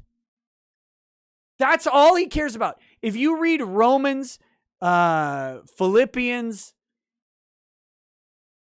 Titus, Philemon, if you read any of these in any context outside of that, you're reading them wrong. Paul has 10 years to save as many people on the planet as possible. The church doesn't have time for shit because Jesus is coming back. That's Paul's perspective. And that's how every single business owner should be treating their business, because you literally only have 10 years at a time. 10 years at a time. And that's if you're lucky. That's if your business succeeds. You probably have less. You don't have time to fix diversity. You don't have time to fix racial inequality. You don't have time to fix the women's pay gap. All you have is 10 years to write as much code as you possibly can and make apps that people will use to buy you 10 more years. That's all you've got. Ever. And if you are not looking to these principles, like look, they're actually, like, Paul's letters to the church are actually really bad principles for average Christians to live by in 2021. We don't have 10 years. Like that's clearly Paul was wrong about when Jesus was coming back. And so you take those principles and you apply them a little differently in personal life. I'm saying that businesses need to look to that. They need to look to those principles and they need to say, we are on borrowed time. We are in a hostile world. And all we can do is get our product out to as many people as possible, as fast as possible. We don't have time to worry about the social ills of the planet. That's not for us to solve. That's for someone else to solve. They can just make a committee. You know what you don't need you don't need a company to have a committee. Anybody can make a committee. Black Lives Matter doesn't have a parent company. Black Lives Matter didn't form in Best Buy corporate. They just formed. You can make a committee. Nobody needs a company to make a committee. So no companies need committees.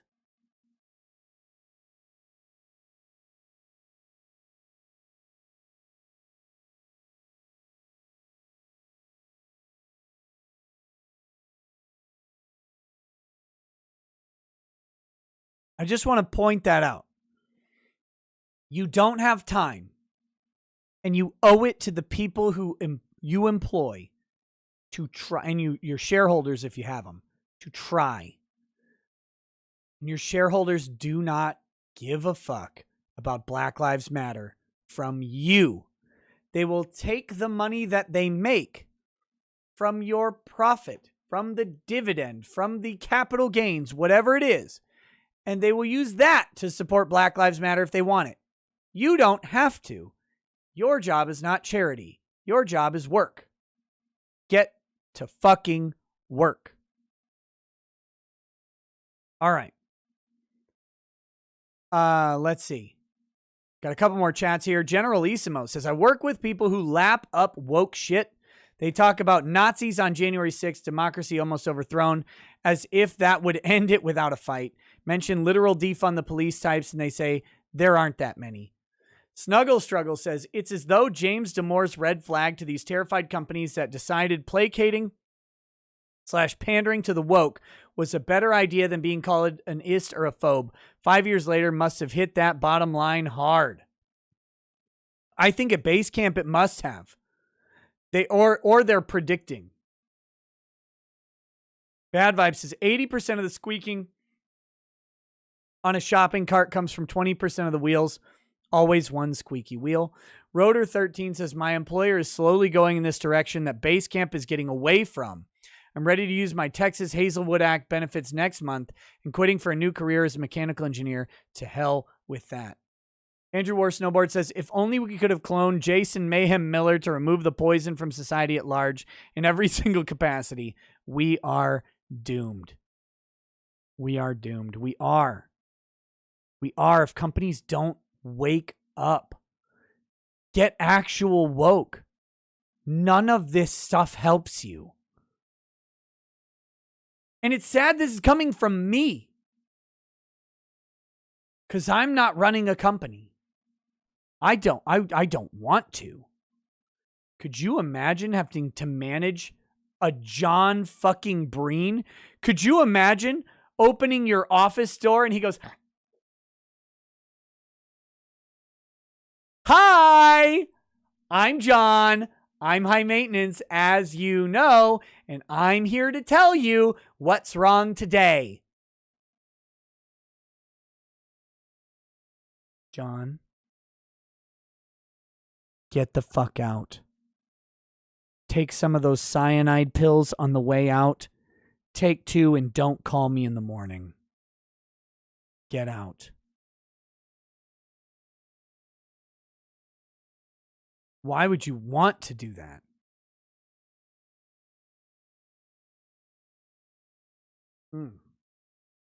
Okay, so anyways, just to go back to where we were hours ago, let's play the fun game of how long to woke. John Breen, let's keep track of the folks who are leaving Basecamp and do what we can to find them a new home where they're allowed to exist without being told they're divisive. Jesus. Oh. So on The Good Place, they address the train dilemma or the trolley dilemma, where you have the 4 people on the one track or the 5 or whatever, and you have the 1 person on the other track, and you have to make the moral or ethical decision to switch the track or not, run over the 1 person or run over the 5 people, right? If the 1 person is John, you switch the track and run over John. If John is in the group of 5 people, I'm sorry for other people, John has to go. That's it.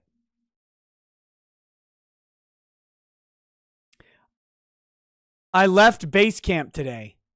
Oh, look at this. Only people he mentioned can reply. So no one can reply. I've also resigned from the Rails core team. I'm planning on taking some time for myself before looking for new opportunities. If you'd like to get in touch, my DMs are open and my email address is in my bio. All right, let's do countdown to woke. Deaf programmer. Uh-oh.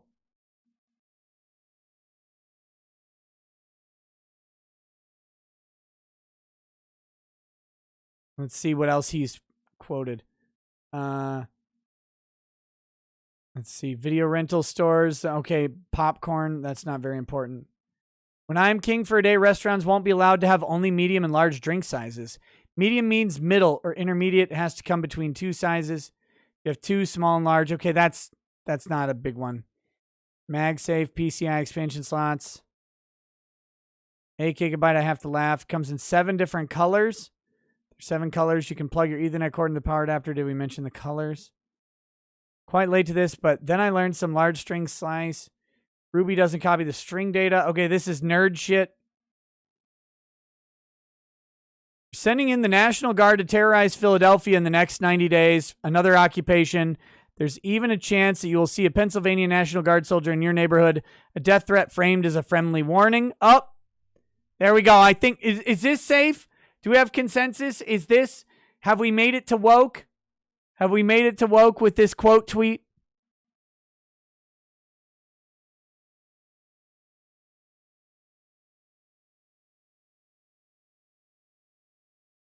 I think that's it.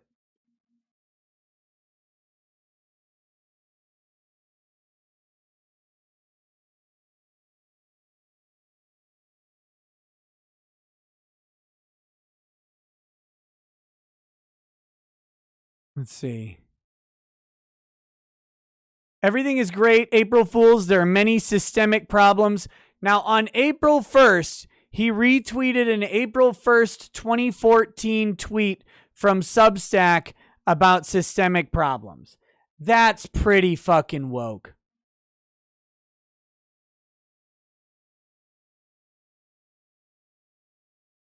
Wrong, you don't hear anything. You liar. You're deaf. Let's see if we have anything else.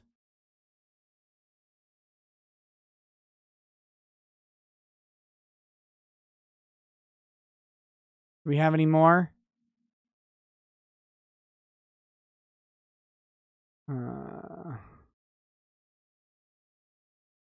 I think that's about as woke as we're getting from this guy. I'm vaccine.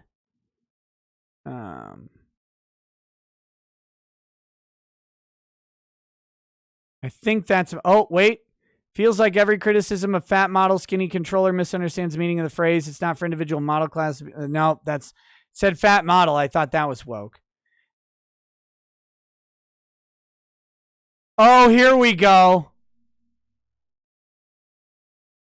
This is it. I found it. This is secretly woke right here.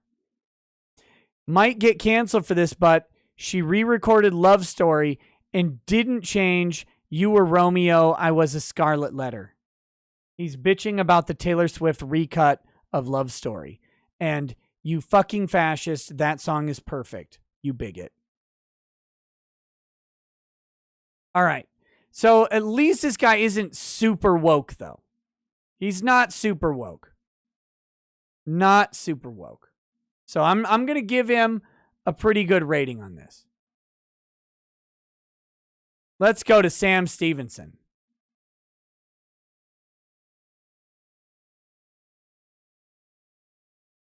He can't hear it. Thank you, not applicable.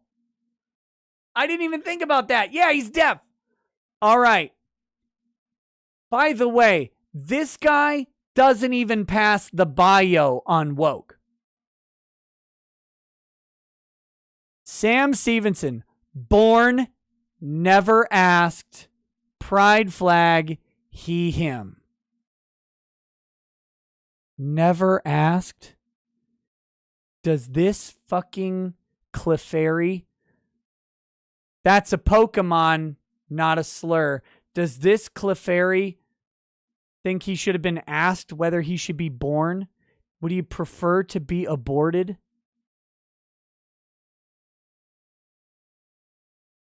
Woke in the bio. He, him. Are you sure? Sam? Mark Dutch says, I'm a software dev in the Midwest for a German-based company. Company just announced they would move all new positions to Poland. In a meeting, my manager set up multiple people. Multiple people spoke up about how not woke Poland is. Fuck, Poland is heaven on earth. I'm pretty sure. Polish women are hot. Polish sausage is delicious. Poland is based and red-pilled out of its mind. They had Hans Mieke or whatever for the European Prime member part, the EMP. Man, everything about Poland makes me happy. They created Artur, the base pastor.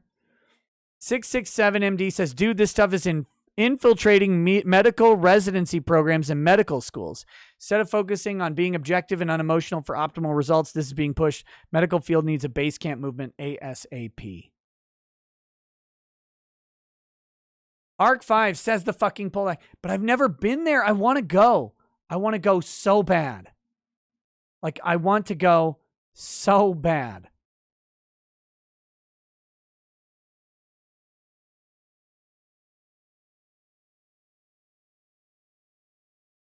That's on my short list. Go to Poland. Bring lady rackets to keep me safe from Polish women. Literal Gamer says, hey, Nick, update on my weight loss. I am now down 24 pounds in 6 weeks. Yes! Drop those pounds. Get ripped or get wrecked. Do it, buddy. Do it. NW says, I work for a tech company in Chicago. Someone posted this on the side channel, and people were lamenting it. I thought it was pretty based. Yes, we do have a diversity, equity, and inclusion council. Careful, man. Be careful. Joseph Kerwin says, wasn't there a case that found that corporate donations to charity are not a breach of responsibility to shareholders? Do you have any thoughts on that? No, it's not a breach of responsibility to shareholders, but your shareholders don't want it. A breach of responsibility and a breach of desirability are two different things. That's my thoughts on it. Corporations are given personhood, and the leaders of the corporation, or however the corporate voting structure works, is granted authority to do what they want and make political speech. I'm saying you're free to have political speech, but that political speech can be really bad for your company. Get the fuck out of politics. Just do the work. So Sam Stephenson says, a result of the recent changes at Basecamp, today is my last day at the company. I joined over 15 years ago as a junior programmer, and I've been involved with nearly every product launch there since 2006. Blah, blah, blah. Who cares? I'm not going to make any more updates on anything. I'm still flabbergasted at how much you've given the community. Parts of it I wasn't even aware until I saw your tweet above. Thank you. I can't imagine what you and others at Basecamp are feeling right now, but I hope you all know how much you are appreciated. Oh my God. Thanks for all your effort and hard work, especially for Turbo Links and Turbo. I literally make a living on those two libraries, and I can't thank you enough. Thank you for your great work, especially our Benv. I think that project expanded far beyond Ruby and went on to inspire Gonev and many others. Your work remains a giant upon whose shoulders many other... Oh, okay, whatever the fuck they have to say.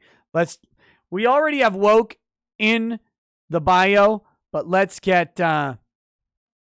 let's see how long it takes. Ordinance to rename Outer Lakeshore Drive for Jean-Baptiste Point du Sable. Unanimously passed Chicago. Who cares? Some good news. Just got my second dose of Pfizer. Poke. Loves the pokes. HB. He's retweeting Clint Smith. HB 377 would prevent Idaho teachers and administrators from discussing any sort of belief system that claims racism or sexism are responsible for past actions in history. In other words, they don't want teachers to be honest about American history. He's got a woke retweet right here. Disgusted and humiliated and angry. Oh, fuck you. Who cares?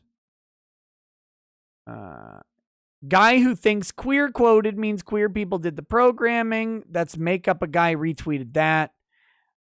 He's got this tweet. That's woke. This guy's got woke all over his fucking profile.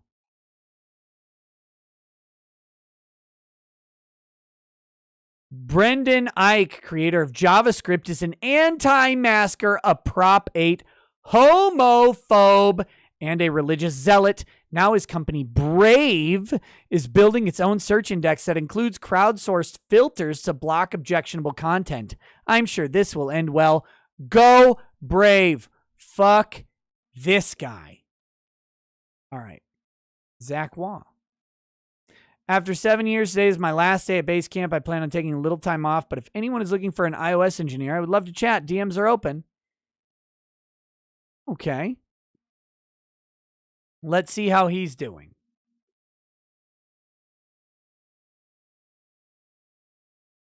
Cheers. Up! Look at this. 1, 2, 3 tweets. I never made it without biting. Ask Mr. Owl. Let's find out. 1, 2, 3. 3. I'm a straight white man in a tech job. It doesn't get much more privilege than that. It would be so easy for me to ignore things that don't affect me, but I don't want things to be easy. I want things to be better. Fuck you. This guy is winning hard on this one. And I've learned so much and have become better from my coworkers at Basecamp that have pushed for more diversity, more equity, more inclusion. They want you fired, bro. You're a straight white man. They want you out. They want you gone. They don't want you to work in code ever again. They don't. They only tolerate you because you hang from their penises, male and female alike. More inclusion, who have openly shared their lives and experiences. Like many others, I am sad at the changes announced today. Fuck off. Go away. Next, Lexi Kent-Monning.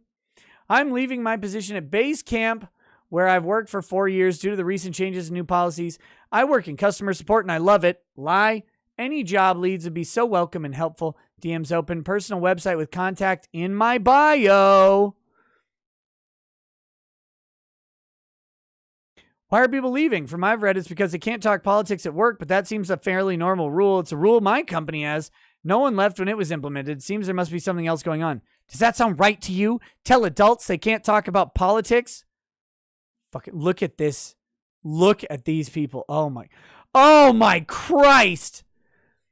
Japanese to English translator of light novels and manga doujin. Oh, fuck you. Eternal Catboy Stan. All opinions are my own. Avatar maker by Lully. Yeah, this guy, if he doesn't have an anal plug in at any moment, I would be shocked. All right, but we're not focusing on that thing. We're focusing on Lexi Kent-Monning with the hyphenated last name. 5 feet of furor, Writer, this is almost more egregious than writing she, her.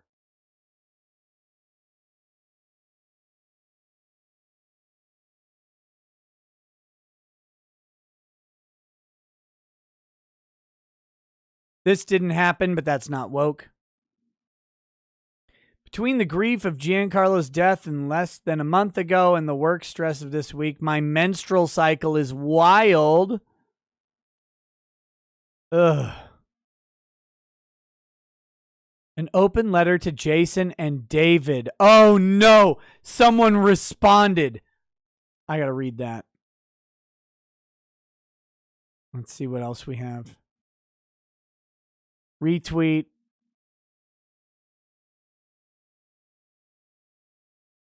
So basically, it's exactly what we thought. It wasn't constant disruptive political arguments that prompted the silencing policy, but employees challenging hashtag Basecamp DHH decent Jason Fried to be better. What's this? What's this? The tweet's unavailable. What did it say? Fuck. Shit, where? Here we go.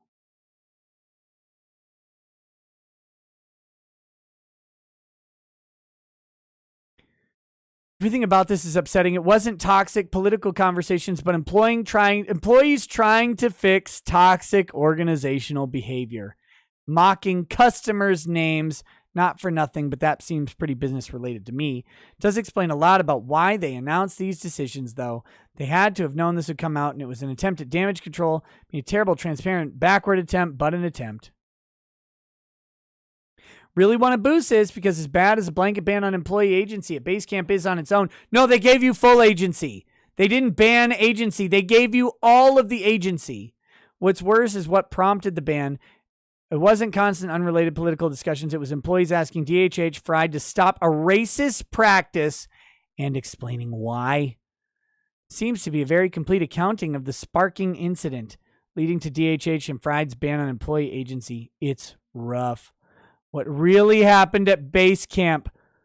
Oh, here we go. From The Verge, this will be accurate. We got to check this out. We're following the rabbit hole here, people. I have no agenda. The truth has no agenda. I don't know. I haven't delved down this. We're on uncharted territories. I've been drinking Scotch that tastes like shitty white wine all night, and there's nothing you can even do to stop me anymore.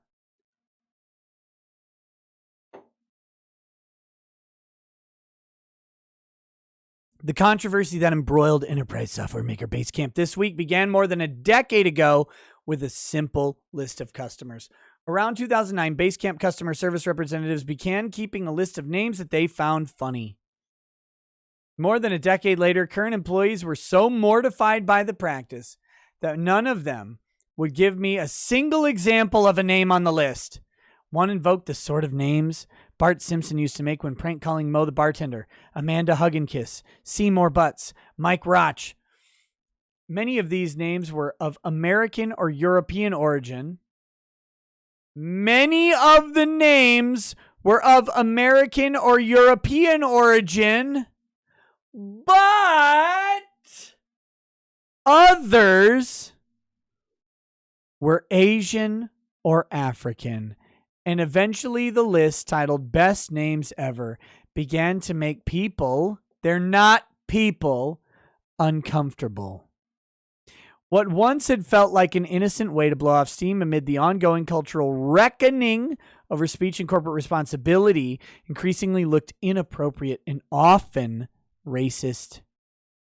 Discussion about the list, now the company ought to hold itself accountable for creating it, led directly to CEO Jason Fried announcing Tuesday that Basecamp would ban employees from holding societal and political discussions on the company's internal chat forums. The move, which has sparked widespread discussion in Silicon Valley, follows a similar move from cryptocurrency company Coinbase. Fried's memo was revised and updated several times. Co-founder David Heinemeier Hassan followed with one of his own. Together, they are two of the most outspoken leaders in the entire tech industry on issues related to company culture, remote work, and collaboration. Companies has published 5 books on work culture, one of which was a New York Times bestseller. Both their posts avoided discussing the actual series of events that had led up to the policies, which were related directly to the workplace. In fact, Events all took place on Basecamp's own software, which it sells to other companies on the promise of improving cohesion and reducing stress in the workplace. Sounds like it was working, though. Employees say the founders' memos unfairly depicted their workplace as being riven by partisan politics, when in fact the main source of the discussion has always been Basecamp itself. At least in my experience, it has always been centered on what is happening at Basecamp, said one employee who, like most of those I spoke with today, requested anonymity so as to freely discuss internal deliberations. What is being done at Basecamp? What is being said at Basecamp? How it is affecting individuals? It has never been a big political discussions like the Postal Service should be disbanded or I don't like Amy Klobuchar. I guarantee you it's not I don't like Amy Klobuchar. This is still big tech. They all would eat that labia and drink that futa juice. Interviews with a half dozen Basecamp employees over the past day. 6 people. Paint a portrait of a company where workers sought to advance Basecamp's commitment to diversity, equity, and inclusion by having sensitive discussions about the company's own failures. After months of months of conversations, months. You're a software company and you're talking about this for months. Leave.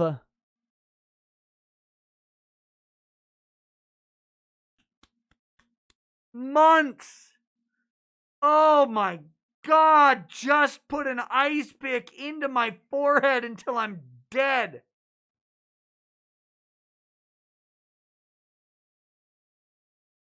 Months.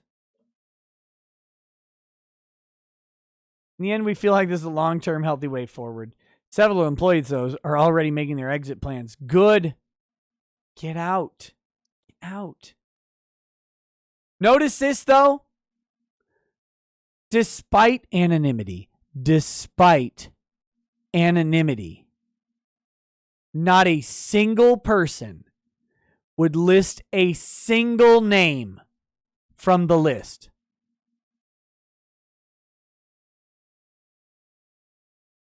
Lying and implying.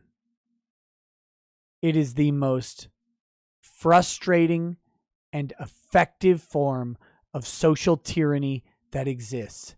Never, ever give the reality. Never give the truth, because the truth won't offend 99% of people. 99% of people don't care. And so it won't work if you tell them what the actual words were. What you need to do is you need to let them create the worst thing they can think of in their mind. Their own personal narrative, drawing on their own personal experiences and their own personal biases to create the bad narrative. Because the reality isn't bad.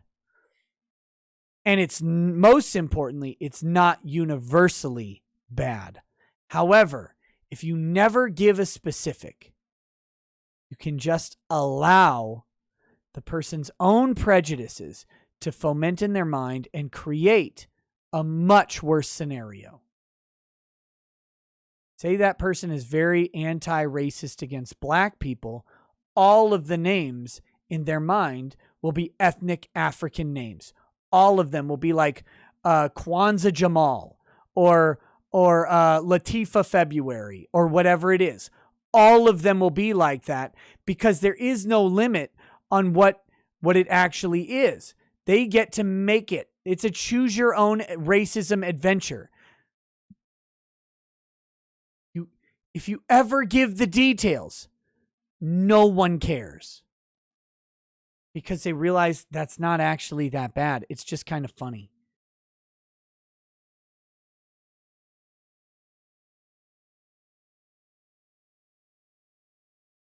And for Niqua Obama.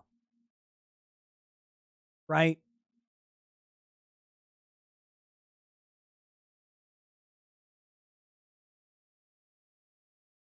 Also, here's the ADL's pyramid of hate DHH and Fried objected to. It's not extreme in the way DHH portrayed it. The doc notes that as you move upwards, behavior increases in severity. The problem is that we don't realize that we've started at the bottom. Look, it starts with stereotyping and insensitive remarks, but where it ends is fucking genocide!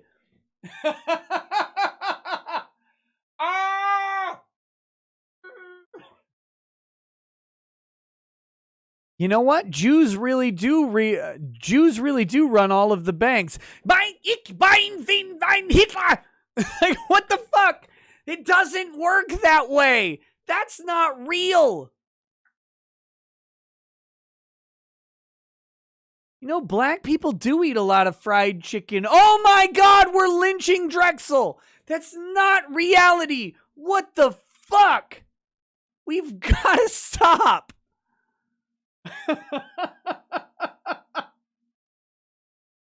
Genocide is pretty fucking far removed from mild stereotyping. Oh my God. All right, so we went to woke real quick on this idiot. Sorry, this is it's taking too long, but we're in it now. Lorick Project says, Nick, I feel you. I'm drunk on Jack and Dr. Pepper while assembling IDEA furniture. I think you mean IKEA, but I'll go with IDEA. All right, so this is Andy Didorosi. I resigned today from my role as head of marketing at Basecamp due to recent changes and new policies. I'll be returning to entrepreneurship. My DMs are open if you'd like to talk, or you can reach me at andy@detroitindie.com. Well, look, I'm going to go ahead and fucking simply suggest right now that Detroit City Public Transit Commissioner probably woke. But let's see what he's got. Okay, 1, 2. Last week, I was happily working along a project that I was very passionate about. It was challenging. I got to work alongside my peers, and we were getting ready to launch a joyful thing in the world. Now I'm doom scrolling 12 hours a day, waiting on the next update. Boring. 3. Heart goes out to all my coworkers at Basecamp. 4. 5. My thought process, my auto Fiesta is boring. You're driving a fucking Ford Fiesta? Okay.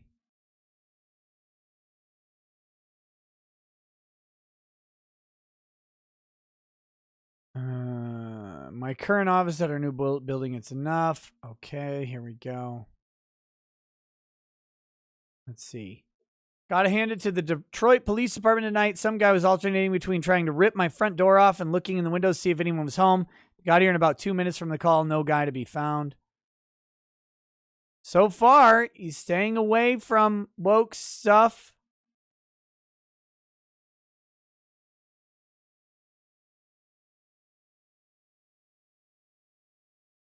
Let's see.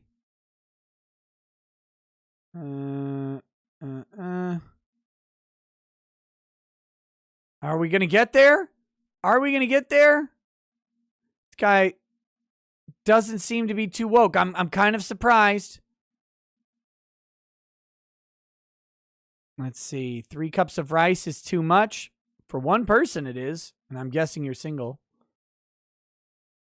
Back on March, he was retweeting his CEO.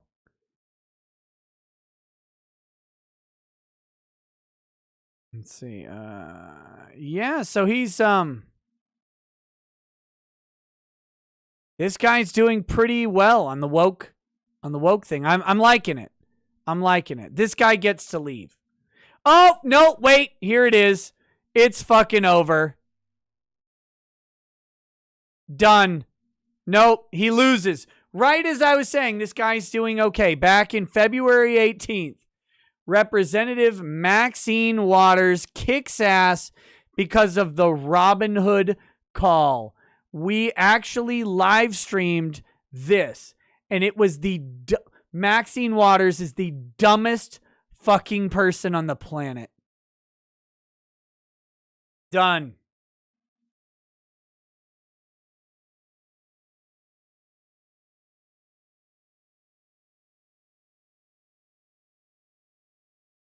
Yeah. That was enough. All right, who we got next? Dylan Ginsburg. Oh, look at that. Disgusting. Monday, May 3rd will be my last day at Basecamp. I'm sad I don't plan to talk about it publicly. Instead, I'll share one of the highlights of my time. What do we got here? iOS developer. All right. Pretty safe bio. No politics at work. I'm fine with that. I'd stayed quiet and I've been listening to my colleagues. Understand so much more now about why this matters. I appreciate your vulnerability and courage. I was at home when they suspended NBA games. I went on to Amazon and ordered a dozen frozen pizzas because this is apparently how I can be counted on to take care of my family when society breaks down. Oh, wait. He retweets a Ted Cruz detractor. I think this counts. It's actually a good thing Ted Cruz wasn't in Texas because he's a useless piece of shit who only takes up resources, is a hilarious defense. We got that one. Why do I support canceling student loan debt for 45 million students? Because we canceled trillions in taxes for 600 billionaires. That's why. Fox News has done to our parents what they thought gangsta rap would do to us.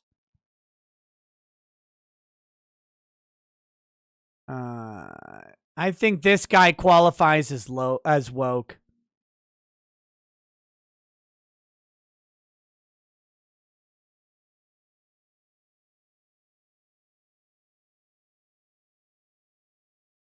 Apple's response to us, Basecamp, and the EU read like something Trump would put out, intentionally misrepresenting and then accusing the opposite of the truth. Apple playing the victim is particularly gross. Yeah, get out. Who's Jonas down?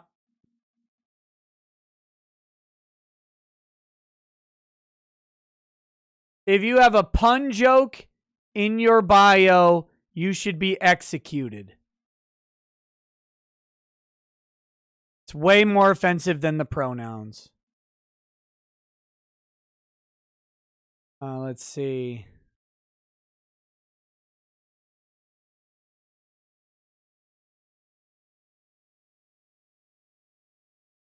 U.S. gun violence in basic.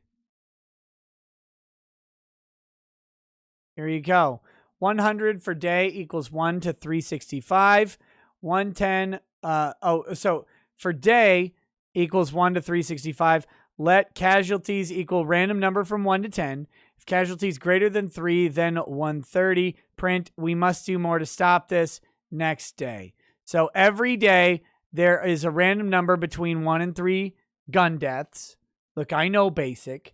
And then if that number is over 3, people say we must do more to stop this, but then you go on to the next day and it starts over. Yeah, clearly.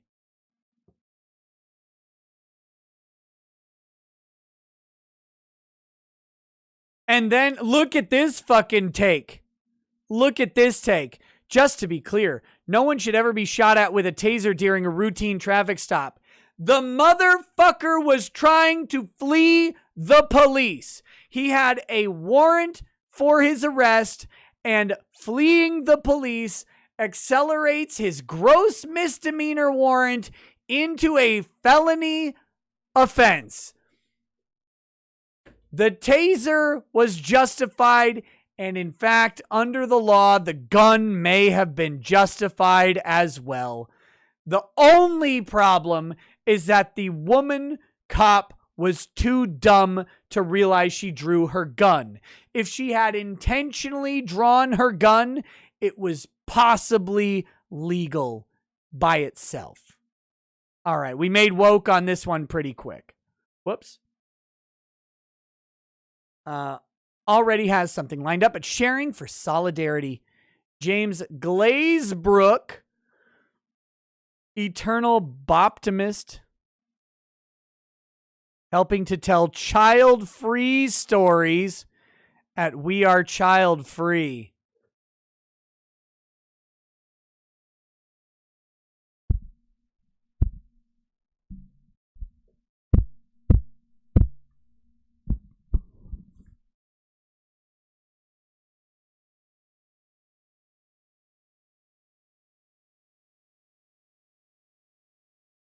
He, him. Get the fuck out. Look, I don't care if you want to not have children or have children. People are free to make their own decisions, obviously. But this idea that you need to proclaim either way, childstories.com, we are not child free or whatever, fuck off with that noise too. Stop it.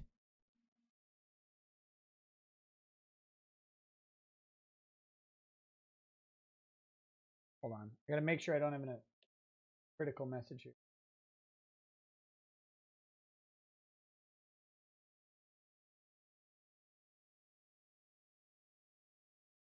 This.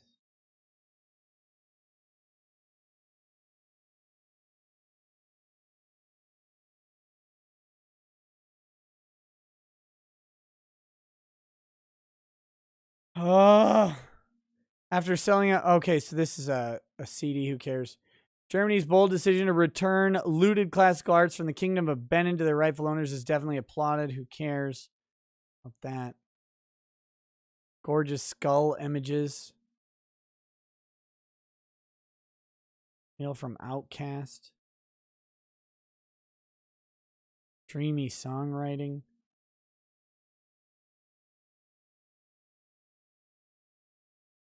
Scotland re-entry into the EU. Oh, wait. Sisters say, see you on 1st of May. This morning, we dropped a banner from Westminster Bridge to tell the government we will not let police powers bill pass through Parliament. Join the movement. Join us Saturday, 1st of May. Let's see what we got here.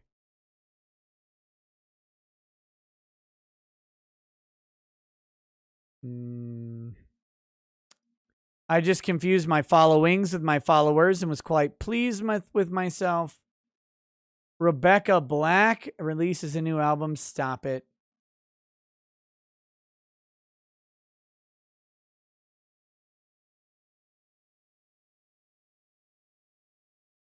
Let's see what else we got.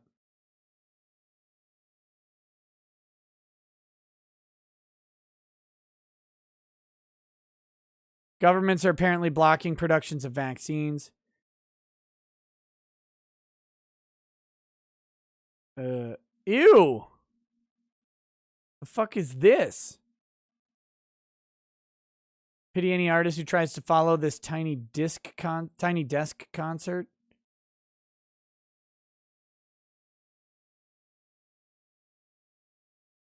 White Christianity is killing America. There it is. We found it. The unquestionable woke post. This is unquestionable woke post right here.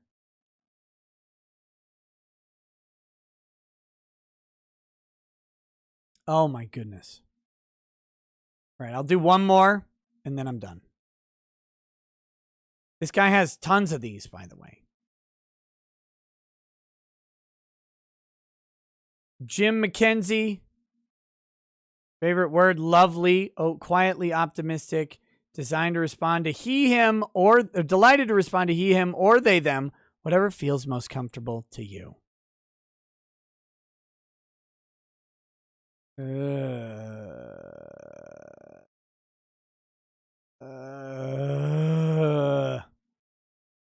See.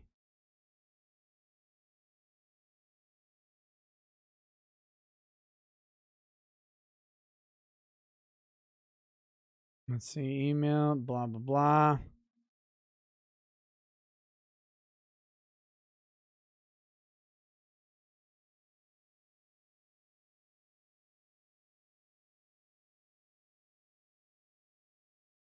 Boring. Boring. This guy doesn't tweet a lot.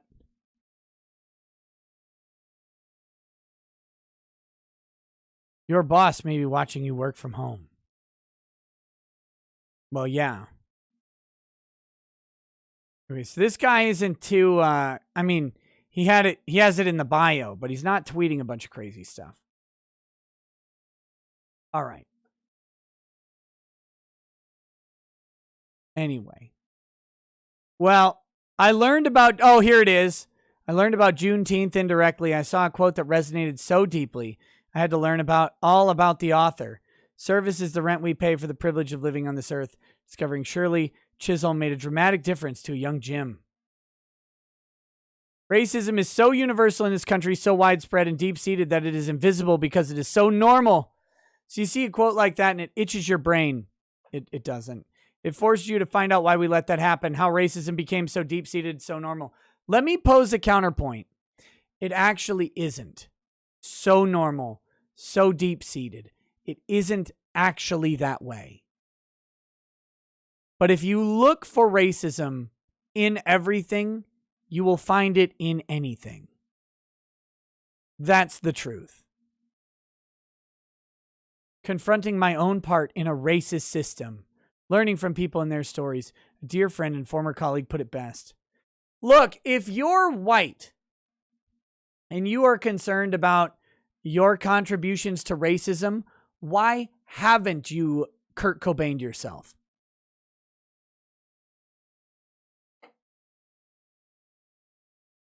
In all honesty. Because you can't, if you're white and you're concerned about racism in this country and its lingering systemic impacts, how can you possibly not have hired Courtney Love to shotgun you to death?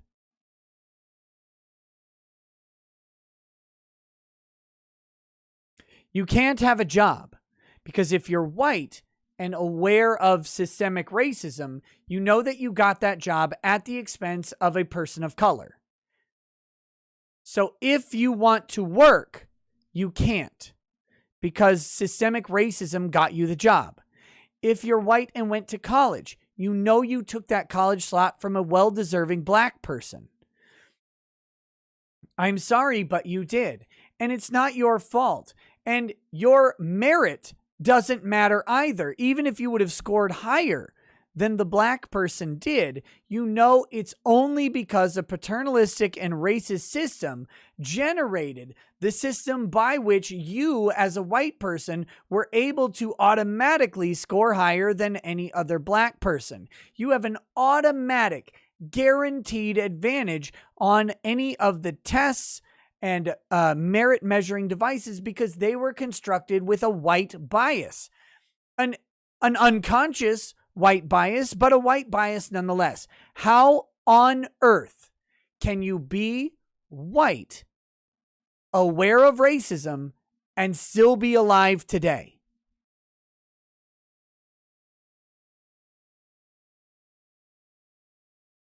You can't.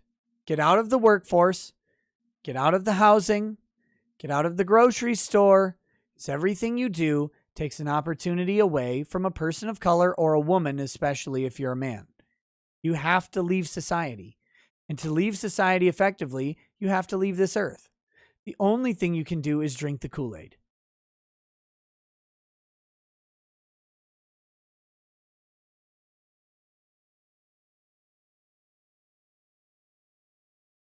Super Iron Bob says fake anti-natalists, auto-genocide is still genocide.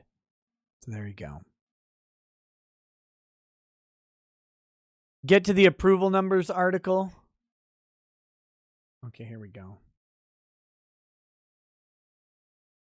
A stunning CBS poll which claimed 85% of Americans embraced Joe Biden's joint address speech last night has turned out to be a fraud, with pollster YouGov surveying just 169 Republicans as part of the broader 943 people polled. In a stunningly duplicitous story aimed at shoring up the response to Biden's speech, CBS claimed on television and on their website most viewers who tuned in to watch President Biden's speech likely liked what they heard and came away feeling optimistic about America. They didn't tell their viewers nor readers is that the poll was wildly biased towards self-identifying Democrats and traditionally left-leaning independents as self-described moderates. They polled 510 Democrats, just 169 Republicans. They added 235 independents to the methodology, which also usually skew left. A further 3% were not identified. So there you go. 943. The full poll details reveal that CBS actually spoke with 10,420 U.S. adults and then whittled the sample size down to just 943. While the full crosstabs have not been published, it is a safe assumption that these Democrat plus independent voters or independent numbers add up to 79% of those polled, and this represents 93% of the 85% approval rate. In other words, YouGov and CBS stacked their sample with leftists in order to create the result they wanted. So that's the answer. There it is. Thank you. Thank you.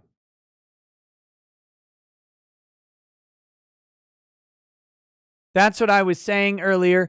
Thank you to whoever sent the full article there with the numbers. It was in the Snopes article when I looked earlier today. They must have updated it out. Even when calling out the Biden administration, Snopes went, well, we can't go too hard. We can't go too hard. It's fucking insane.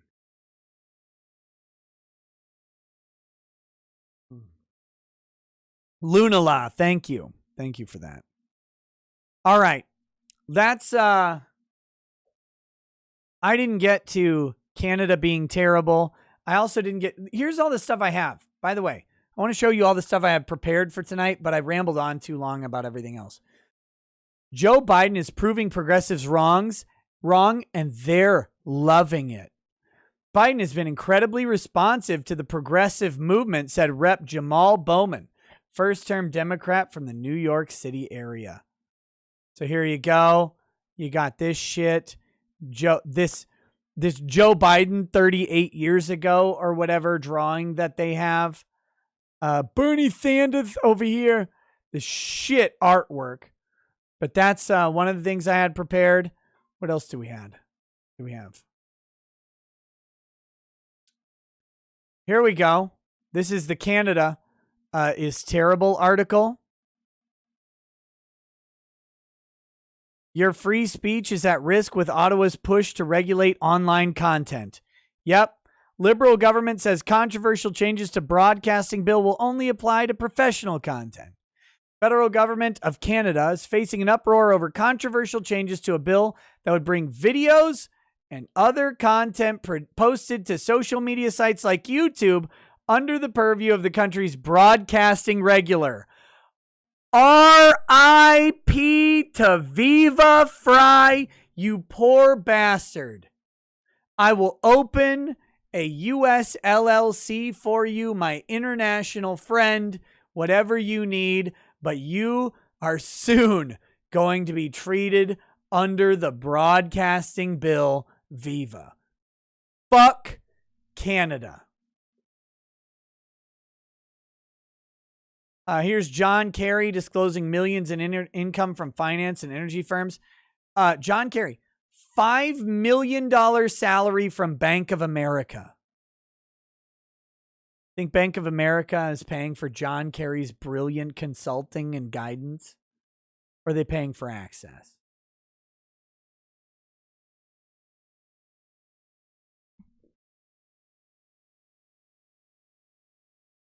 Here we go. This is the Foreign Intelligence Surveillance Court about the FBI's use of NSA data without warrants. It's very complete. Don't even worry about that. That's fine. Nothing to see behind this. It's okay.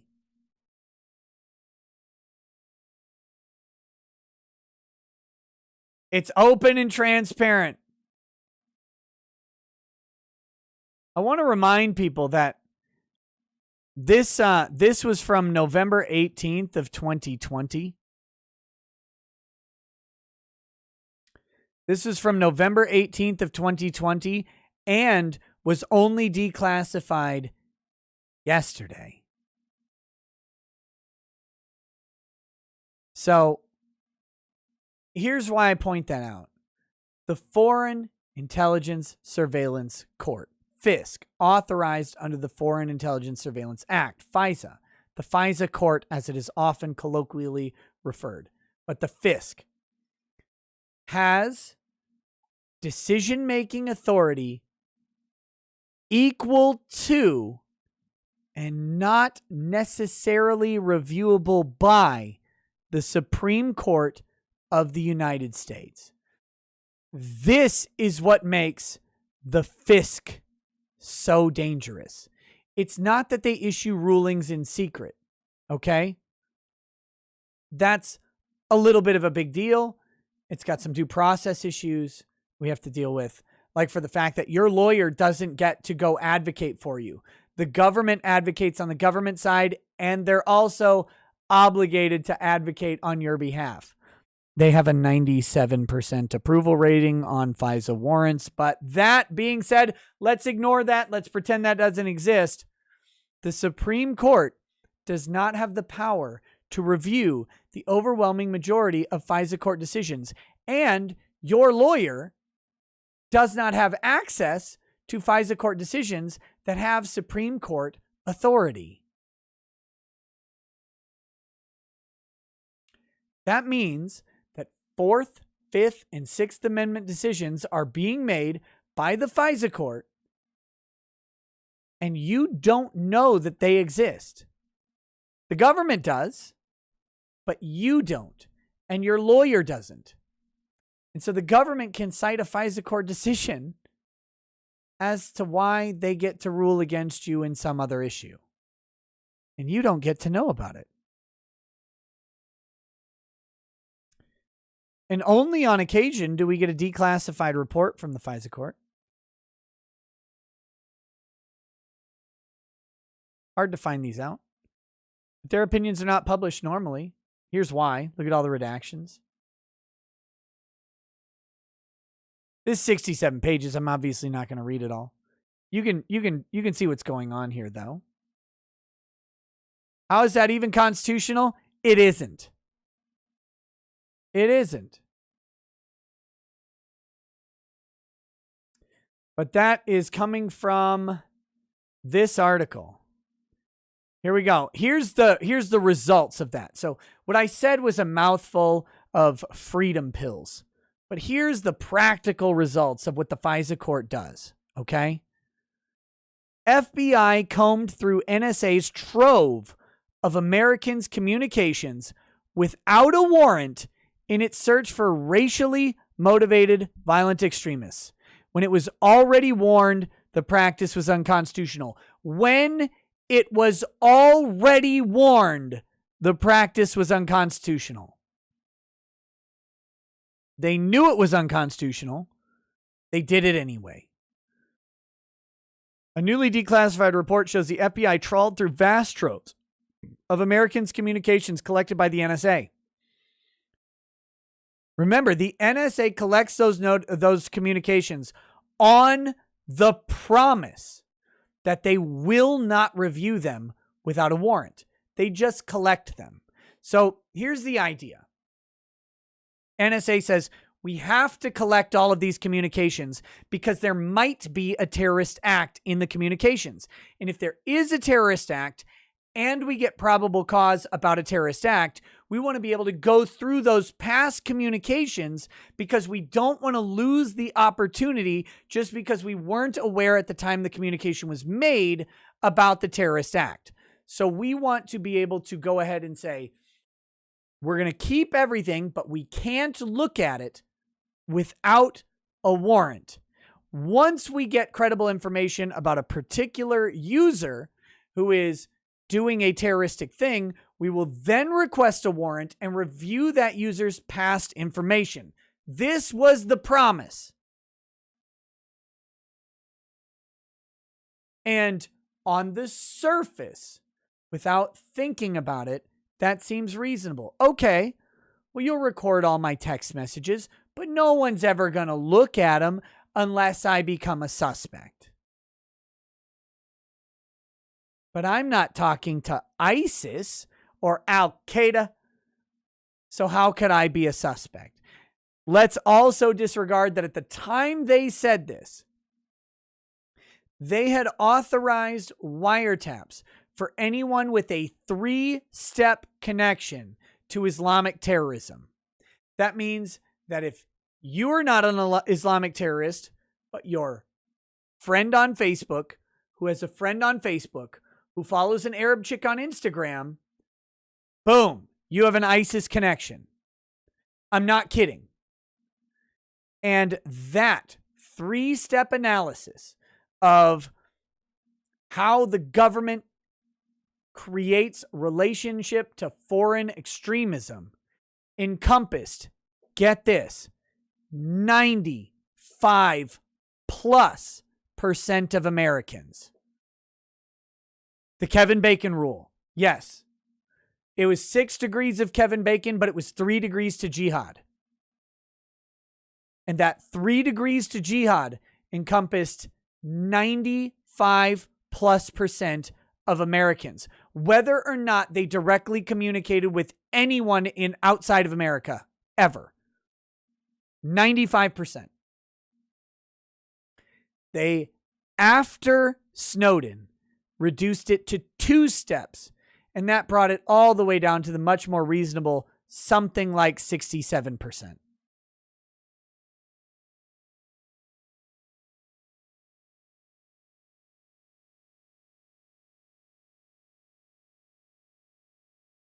Americans are still asleep to this. Americans still think that what Snowden did means he should go to prison. What Snowden exposed was exactly this. He said, this is what our alphabet agencies are doing. It is against the Constitution. It is against the law. It is against everything. It's not even encompassed within the Patriot Act. All of this is illegal. It's not just unconstitutional. It was illegal. Snowden exposed it. The propaganda machine against Snowden was so damn strong and so lapped up by the right, which is embarrassing as fuck for the right. Embarrassing as fuck that they listened to the government that Snowden was exposing for their information about Edward Snowden. That is the most embarrassing shit of freedom-loving Americans I have ever seen, and I will never, ever forgive a single one of you for it. Never, ever. Snowden's out here. By the way, the government's doing all this illegal shit. It's like, well, yeah, but the government said he released classified stuff, and what he should have done was release it to his superior. Yeah, so he could eat a bullet. That's a good fucking plan. Worked real well for him. Anyway, I cannot believe there's still Republicans who are like, yeah, well, I mean, he did expose a bunch of unconstitutional stuff that the government was doing, but you know what? The government told me that he broke the law doing it. Well, no fucking kidding. No fucking kidding.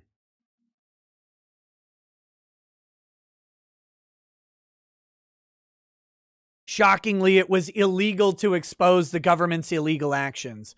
Reassess your mind if you think that you should listen to the government narrative on what Edward Snowden did that was so wrong. It's amazing. It's amazing. All right.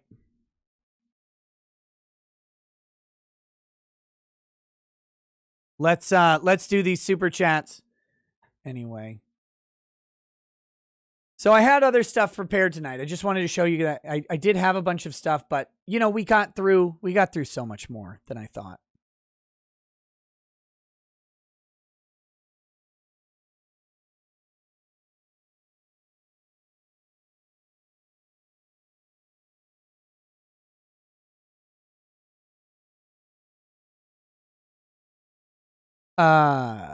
Yeah, and make no mistake, Snowden was a Seth Rich candidate, and anybody who pardoned Snowden was a Seth Rich candidate. Like, Trump should have pardoned Snowden. At the same time, Mar-a-Lago would have Trump brains on the floor pretty quickly from his self-inflicted 50 cal BMG to the back of the head from a mile away. Like that, there's...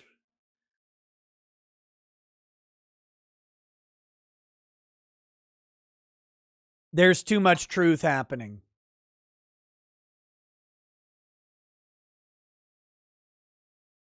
All right, here we go. Timothy Reaper says, did you hear about Officer Jarrett who was killed in New Mexico? Feds were involved and possibly used the officer as bait and or they're incompetent. I think so. Was that the guy who got gunned down by like an AR-15 over the truck bed? Is that what that was? I think that was.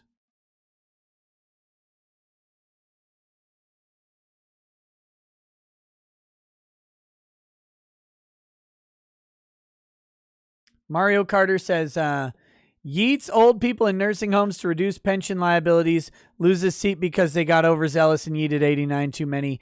Good game, Cuomo. Butt Worlds man says, stop breaking the fourth wall in your thumbnails, you humongous honker having degenerate. All I want to do is make professional legal thumbnails and you keep fucking them up, SMH. No, I will ruin every thumbnail you want to make. I will. I'm going to start making tiny pixelated bullshit just for you.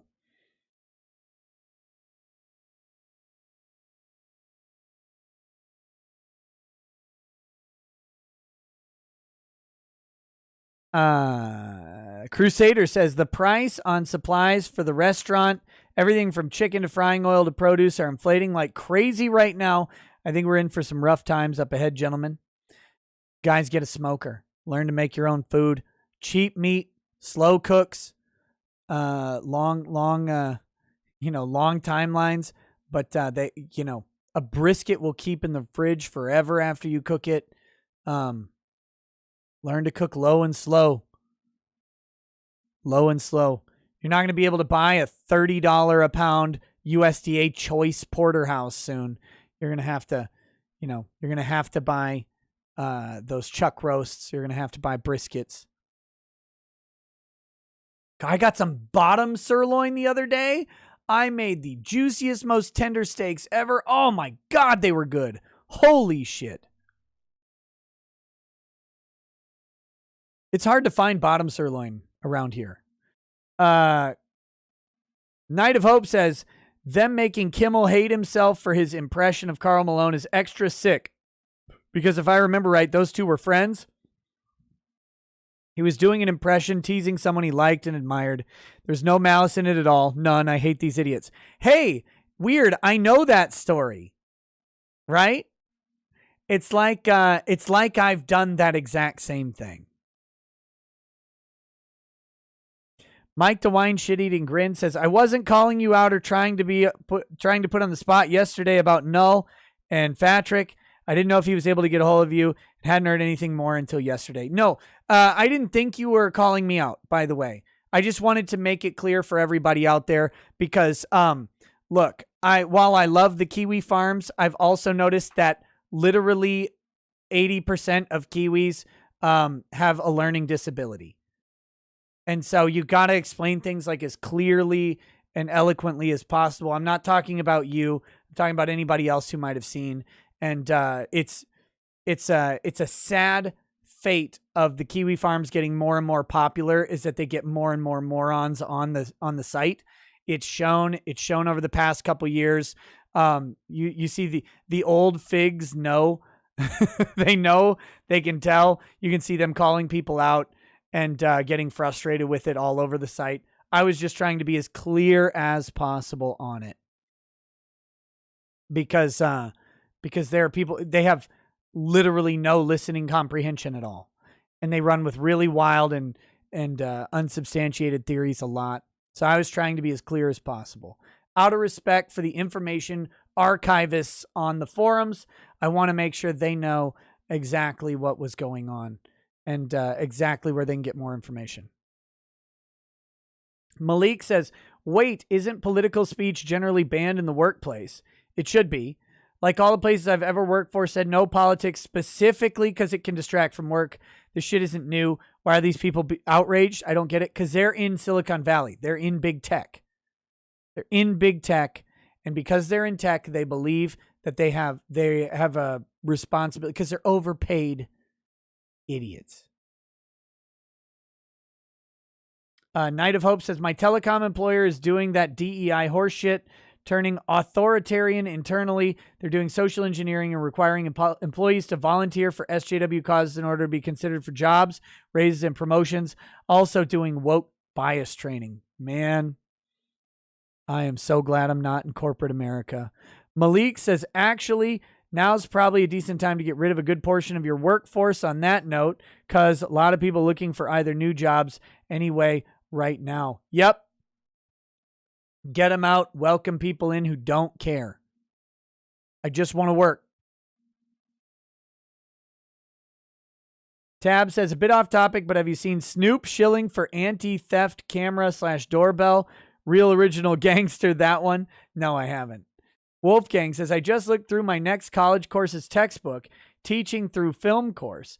Messaged the advisor to say I wish to be dropped. I BCC'd you, Nick, lol. Gave my opinion on what I saw, tied it to current times, and rejected the course. I've got your email. My phone buzzed, and I was like, oh, I better make sure this isn't the kids or something. It was actually your email coming in, so I saw the subject. It looked interesting. I'll give it a read. Night of Hope says, I wonder if the deaf are just as good as the hearing at audio engineering. Also, it figures that the one person that gives a shit about Taylor Swift's shitty music is some deaf idiot who is literally less fuckable than the smooth curved front of a Ken doll. Damn. Night of Hope also says that pyramid is just them projecting. The reality is genocides occur when a consensus decides there was a group or class of people who is universally okay to hate. What these people are doing to Christians, whites, and conservatives leads to genocide. Yep, it does. The advantage that white Christians and conservatives have is that they're a significant enough portion of the population to be at an effective plurality, if not an outright majority, that the other side can't unite on genocide yet. Give it 20 years, 30 years of immigration, of lack of of replacement birth rates amongst white people, and see how that changes. It'll be interesting to see. I mean, I'll be old when I go to the gulag to die, so it'll be more interesting and comedic than tragic. But I'll be really sad for my kids. Night of Hope says, imagine being so anti-human that the virtue signal you lead with is that you don't want new humans to be born on Earth. But hey, these same idiots somehow really care about the poor, suffering people who are already here, right? Imagine trusting this scum. Malik says, Jim is the most disappointing, honestly. He fell instantly to propaganda without questioning that narrative. He consumed it and then applied it to himself instantly. Fucking moron. This guy could be led to an ocean to drown and think he's doing good. I assume you're talking about Medicare on the COVID stuff. Night of Hope says, I think human autonomy is done in our lifetimes. These dishonorable cunts have built an invisible, mechanized military that nobody not named God could ever fight, and then starting ignoring all our rights. Where the hell even is a solution at this point? Don't know. Don't know.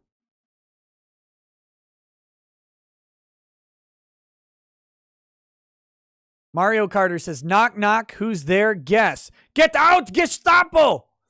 Bill Keller says, please have a drink for my 16-year-old dog, Buffy. She's really ill and we are euthanizing her Monday. She was my best friend. Hey, Bill, I was going to be done drinking for the night, but I will have a small glass of white wine-infused whiskey just for you. To your dog, man. I'm not a dog guy, but I know how much dogs matter to people who are. Peace on her, peace on your family.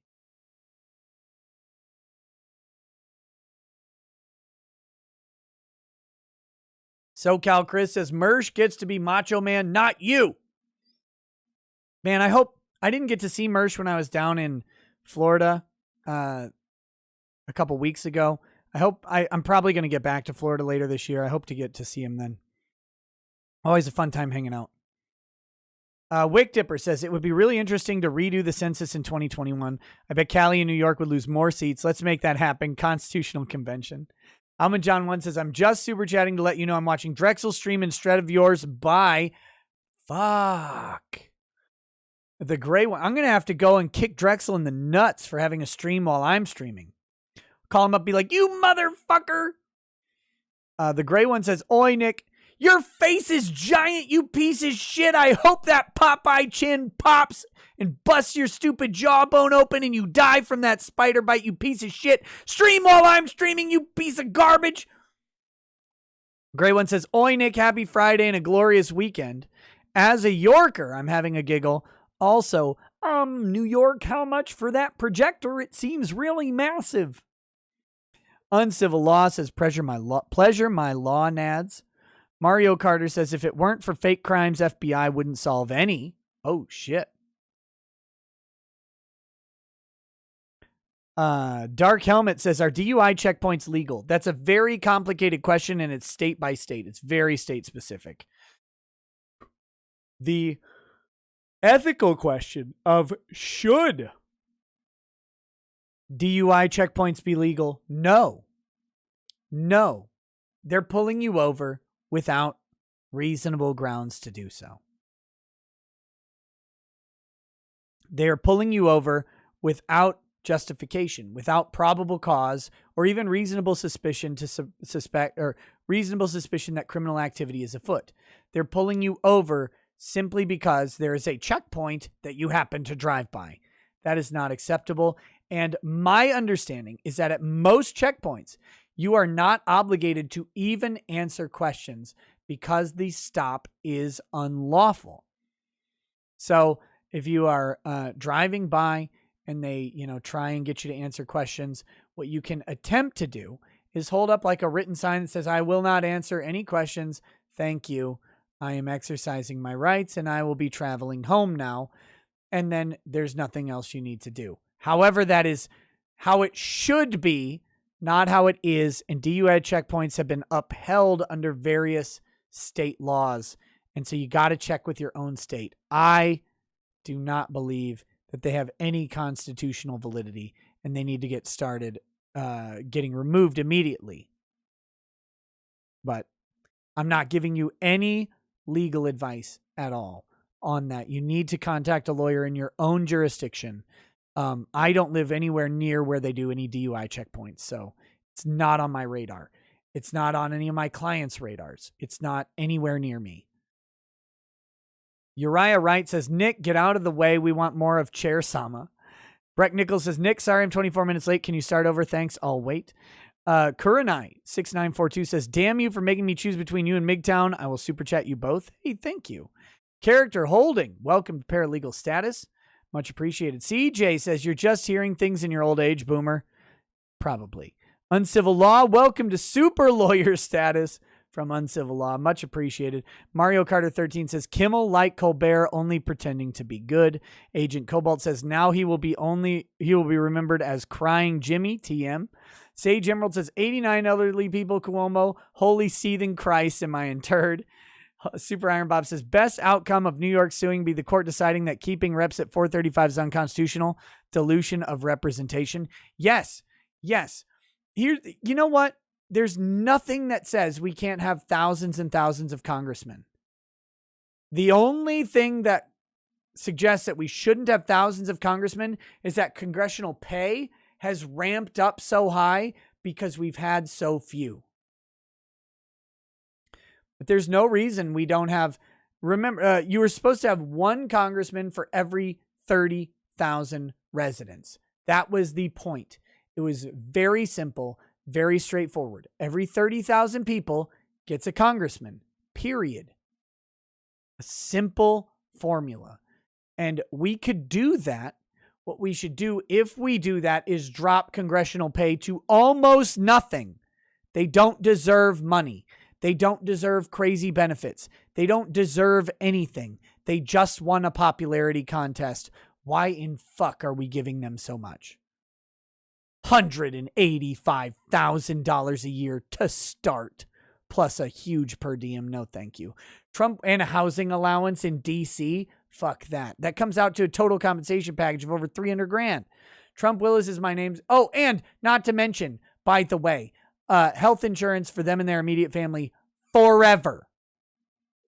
One-term congressman forever.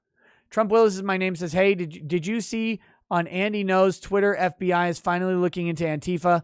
Guess they made a threat to Ted Wheeler with a video. Must watch. Maybe I'll cover that tomorrow. I'm not really looking for more to do today. Booker DeWitt says maybe if Cuomo took better care of his elderly citizens, he wouldn't be short. Uncivil Law says white wine hype. Oh, I read that one. Nivok the Orc says, I mean, if they didn't kill all those old people, New York wouldn't have lost a member of Congress. Yep. Automata. Insignificant Nat says, wouldn't you end up with something like 10K Congress critters? Yes. But if you reduce the importance of those Congress critters, as was intended, they were not intended to hold the power that they hold. You reduce the importance of them, and you start to look into what is actually a representative democracy. Do you think in California, where it's like one congressman per 590,000 people or something like that, I think any of those people feel represented? Do you feel, whatever state you're in, do you feel represented now? Even Wyoming, who has the smallest number of people per congressman, do you feel represented in Wyoming? Do you know your representative? Can you walk into their office? I don't think so. But under the the original plan, 30,000 per representative, Wyoming would have something like 20 congresspeople. Still only 2 senators, but they'd have 20 congresspeople. That means that any, of the 30,000, 1 to 30,000 ratio, most people could actually have a meeting with their congressperson. That's what it was supposed to be done. That's how it was supposed to work out. You wouldn't have Liz Cheney. You'd have a bunch of base mountain men. It'd be great. I don't think it would be a nightmare at all, honestly. All voting is electronic in Congress anyway. The only reason it seems like a nightmare is because how much we've inflated the 435 that we have. That's the only reason. It's like, oh my God, we'd have to listen to these people all the time. You actually wouldn't. And because most of those 435, you will never even know their names. You only know the names of about 30 total congressmen as is. It would just further regionalize representation, which is actually good. Because being fair to Wyoming, not every Wyoming person is a Republican. Only 95% of them.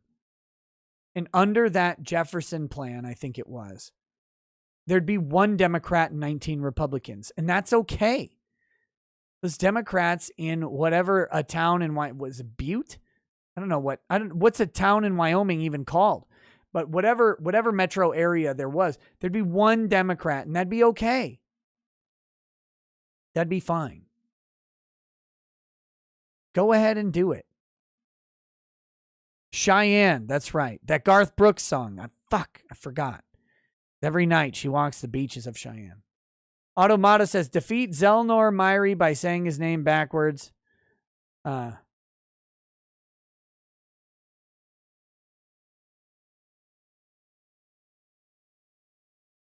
Is it Ronles Irim or Irim Ronles? I don't know. Ronles. Uncivil Law. We covered that one. Character Holding says, I tried calling the left a bad name. Not applicable says, Susan won't be letting you fact check Biden. Bitch backwards. There you go. Fugman, who voted for Biden?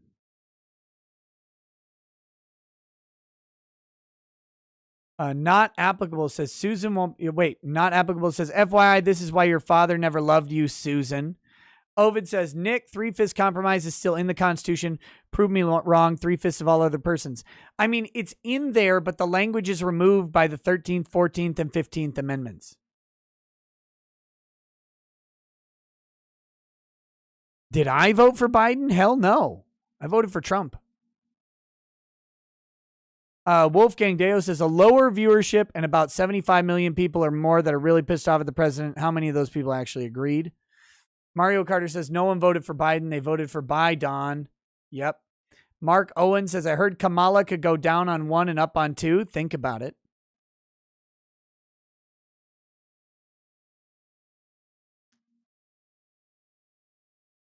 Harvey Weinstein says, sorry, Fugman, for misunderstanding your post that says you voted for Biden. I didn't know if you were talking about me. Because people might know that in 2016, I did not vote for Trump. I also did not vote for Hillary. I voted for me, the only reasonable choice for president in 2016. But by 2020, Trump had earned my vote by not doing all the things I was worried that he would do in 2016. And those worries were based on his own words, not by media reports or anything like that. It was literally things he said. I was like, that doesn't sound like freedom. That sounds a little authoritarian. Then it turned out Trump ended up being not authoritarian at all. And I liked what he did. So he got my vote. So I thought people might have misunderstood that me saying I didn't vote for Trump in 2016 meant that I voted for Biden this time. So I wanted to be clear on that. Nope. Harvey Weinstein says Hollywood screwed me over, backstab and hacks. Snuggle Struggle says the new white monkey jobs in China caught my eye on Odyssey. Watched some and found out what it is. I suggest you all take a gander too. Alarming. Ooh. Jason Stevens says, as a Canadian in Hong Kong, SAR, China, let me tell you, I'm far happier here than in Canada, eh? Whoa. That's embarrassing for Canada. Dovin Death says, you doing okay, Nick? Your rants seem a little bit more rage-induced lately. I'm good, man. I'm good. White community. Says, I just got here. Do you already hate me? Yes. Brian Pond says, listening to your show while holding my third child who was born today at 8 a.m. Bravo. Bravo to your wife's lady cavity for passing out a third child. Very, very proud. Thank God for quality nighttime content. Man, I was just telling my oldest. My oldest was having a fit the other day. He's in a funk. He's 13. Right? So 13-year-olds are basically 2. They're basically 2-year-olds. They have the same mental capacity of emotional mental capacity as a 2-year-old. He was having a fit about something. He's mad about something. And I mentioned to him, I said, you know what? I was having a fight with one of his siblings. And I was like, I love them and I love you. And I know I love you because when you were a baby, you wouldn't sleep at night. I had to sit on an exercise ball and hold you and bounce you for hours. That was the only way you would sleep. So I would be sitting there in the middle of the night on an exercise ball, just bouncing, holding a baby. Because if I put him down in a crib, he would cry. And that wasn't working. So just would hold him. And I was like, I held you for so many hours. I was in shape then because I was on an exercise ball for hours every night. I would have killed for a good nighttime podcast. That's where I'm going with that story. I would have killed for that. Damn. Oh my gosh. Ugh. I just sat there in silence, bouncing. Face Lord says, Kia isn't people, it's target practice. Anime Moon says, I used to date a Kia. She was fucking nuts. Bill Stone says, media outlets say the people leaving is a response to the political speech ban. In fact, it's because they're terrified of taking responsibility. The white community is diversity based on world contributions. Canada Dry, Swiss Army Knife, Mexican Montezuma's Revenge, Japanese Kamikaze, Chinese Rolex replica watch. Okay.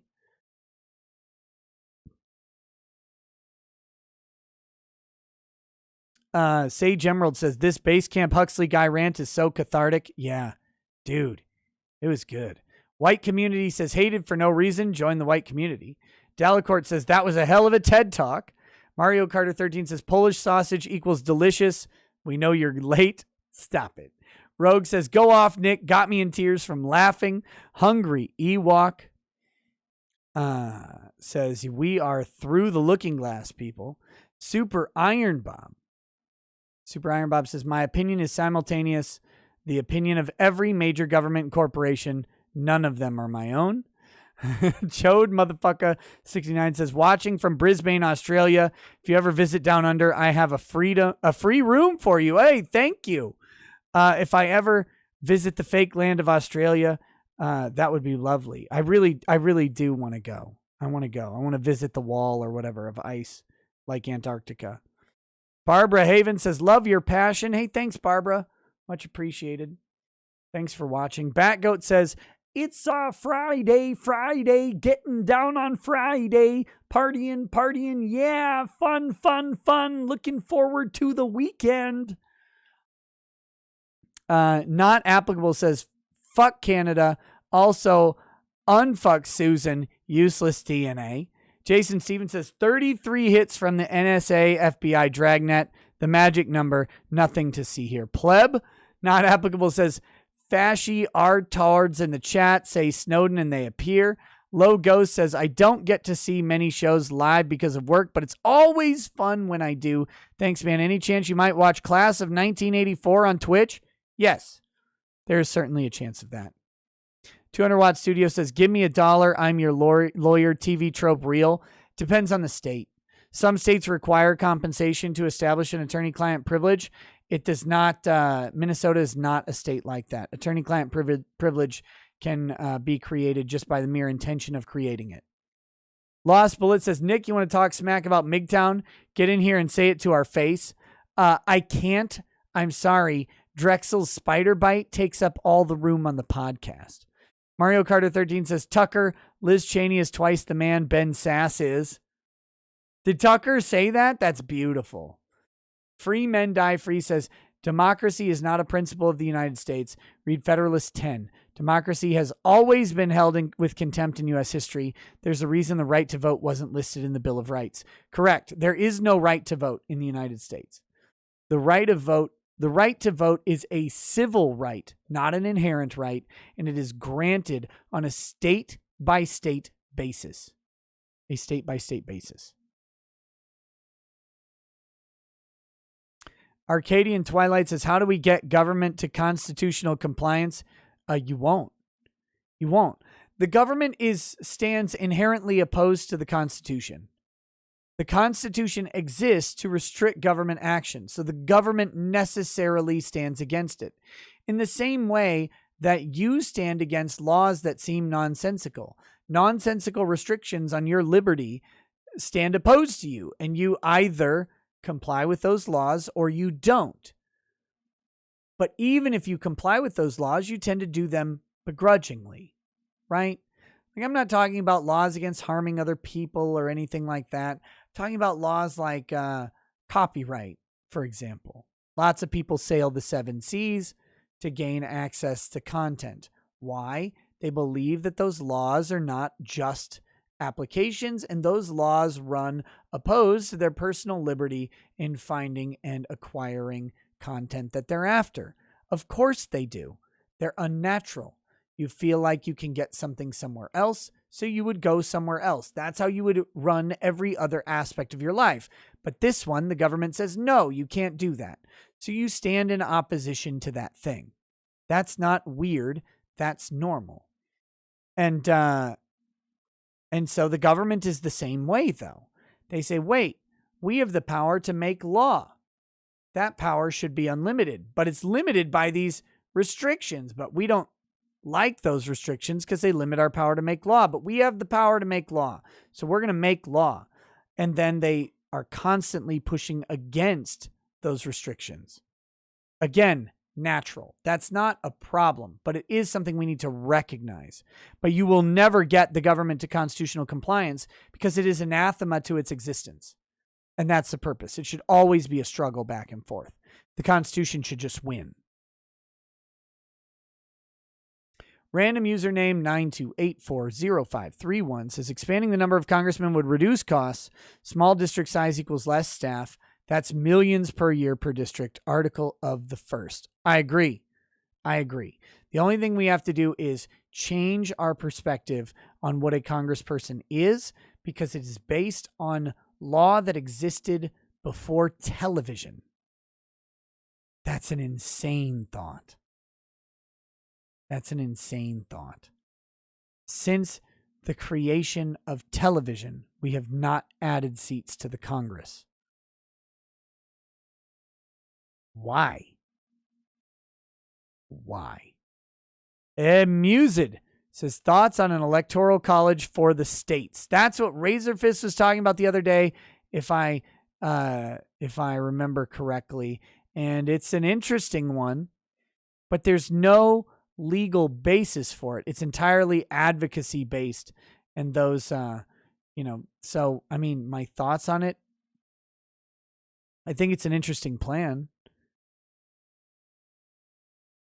It would take away pretty much all Democratic power in the country, which is, I'm fine with that. Because Democratic power is concentrated so heavily in small amounts of places with high populations.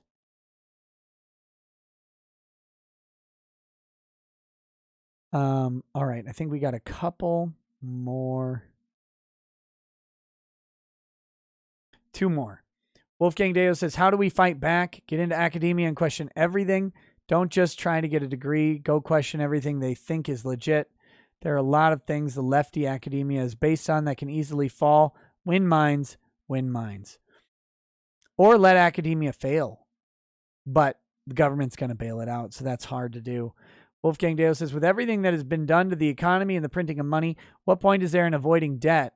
Either you're going to have your stuff stolen from you or you repay your debt. But don't go to an Ivy. There are numerous lesser colleges. Yeah. I mean, the only people who are completely opposed to debt are people like that Ramsey guy, Dave Ramsey, who, look, it's real easy to be opposed to debt when you make $10 million in cash annually. It's a lot harder for regular people to be opposed to debt.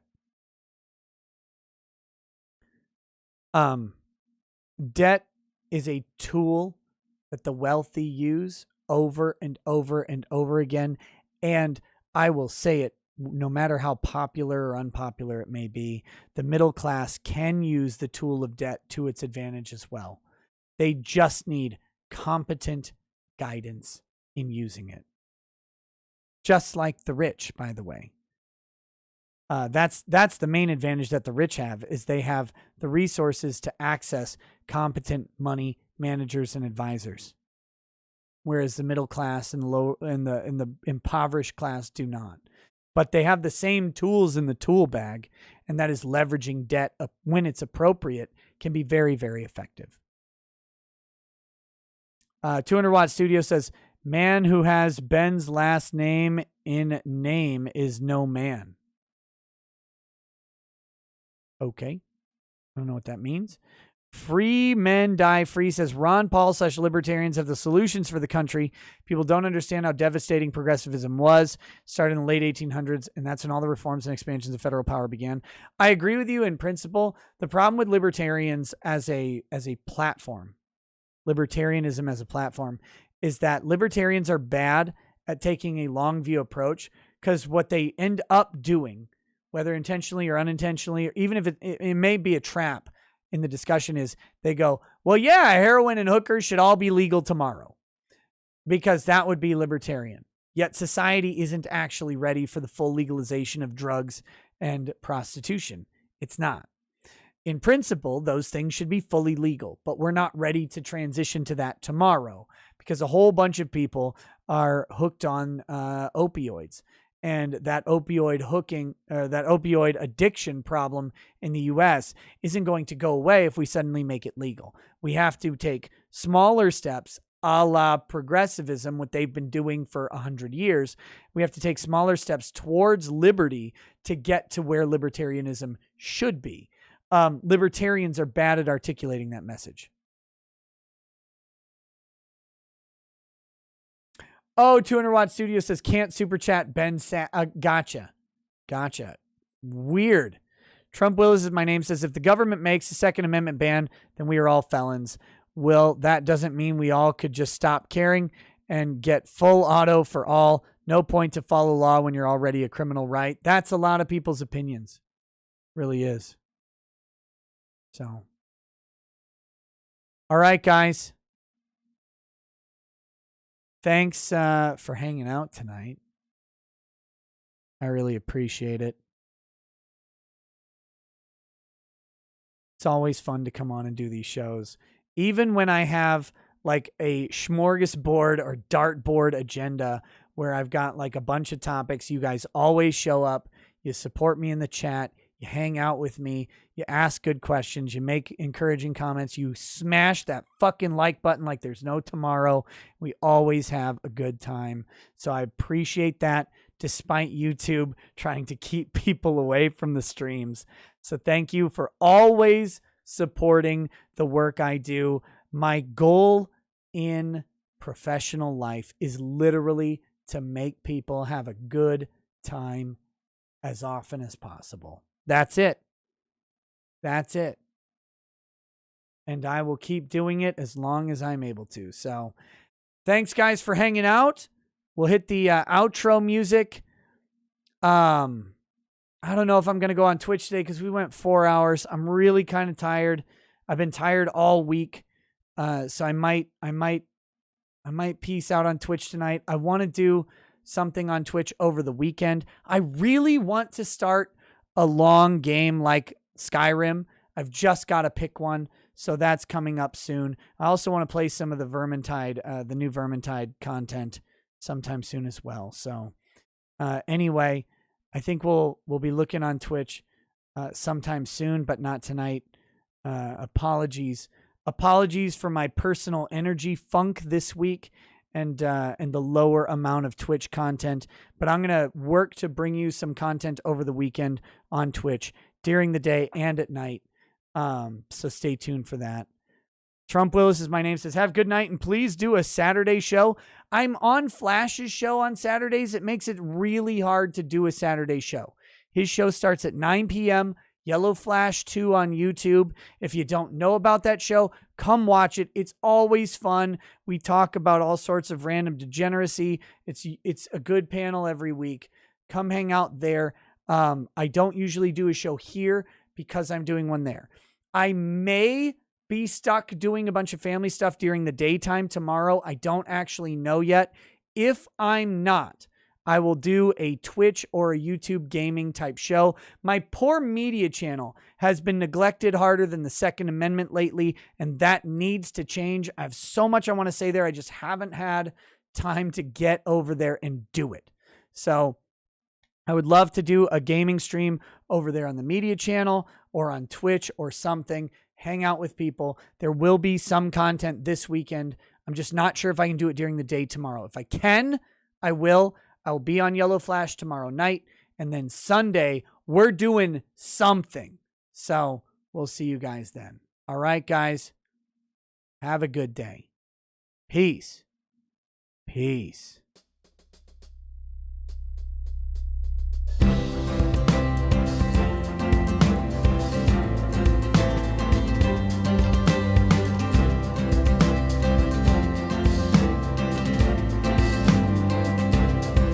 Oh, he drinks a fair bit, but you realize that it just helps get his noggin jogging along. With his glass by his side and his kids asleep tight, we'll hear some law-splaining tonight. With his microphone muted, we'll laugh at this boomer until he explains it's all part of the plan. Watch his face become redder as he becomes madder, raging at idiots from Twitterland. From the white shores of Maine to the hills of Glenlivet, there's no one who explains the law better than Nick. So pour out a glass for the ones who have passed to make the law what we have now.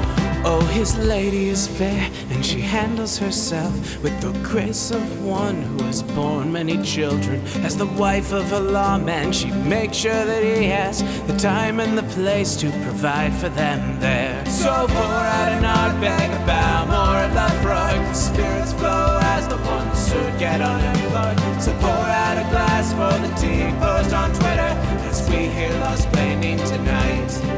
From the white shores of Nan to the hills of Glenlivet, there's no one who explains the law better than Nick. So pour out a glass for the ones who have passed to make the law what we are now. Oh, the guests are all planet folks from Dundee to Drexel. They bring their perspective and spice to the mix. But the reason we're here and the one that we cheer is the one who is showcasing us his career.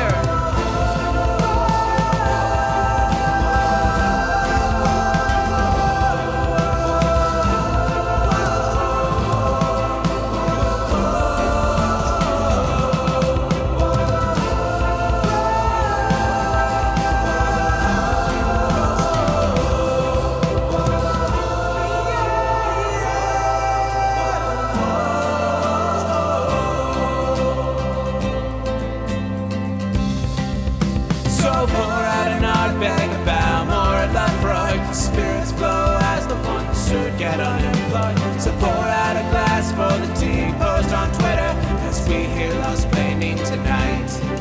From the white shores of Nan to the hills of Glenlivet, there's no one who explains the law better than Nick.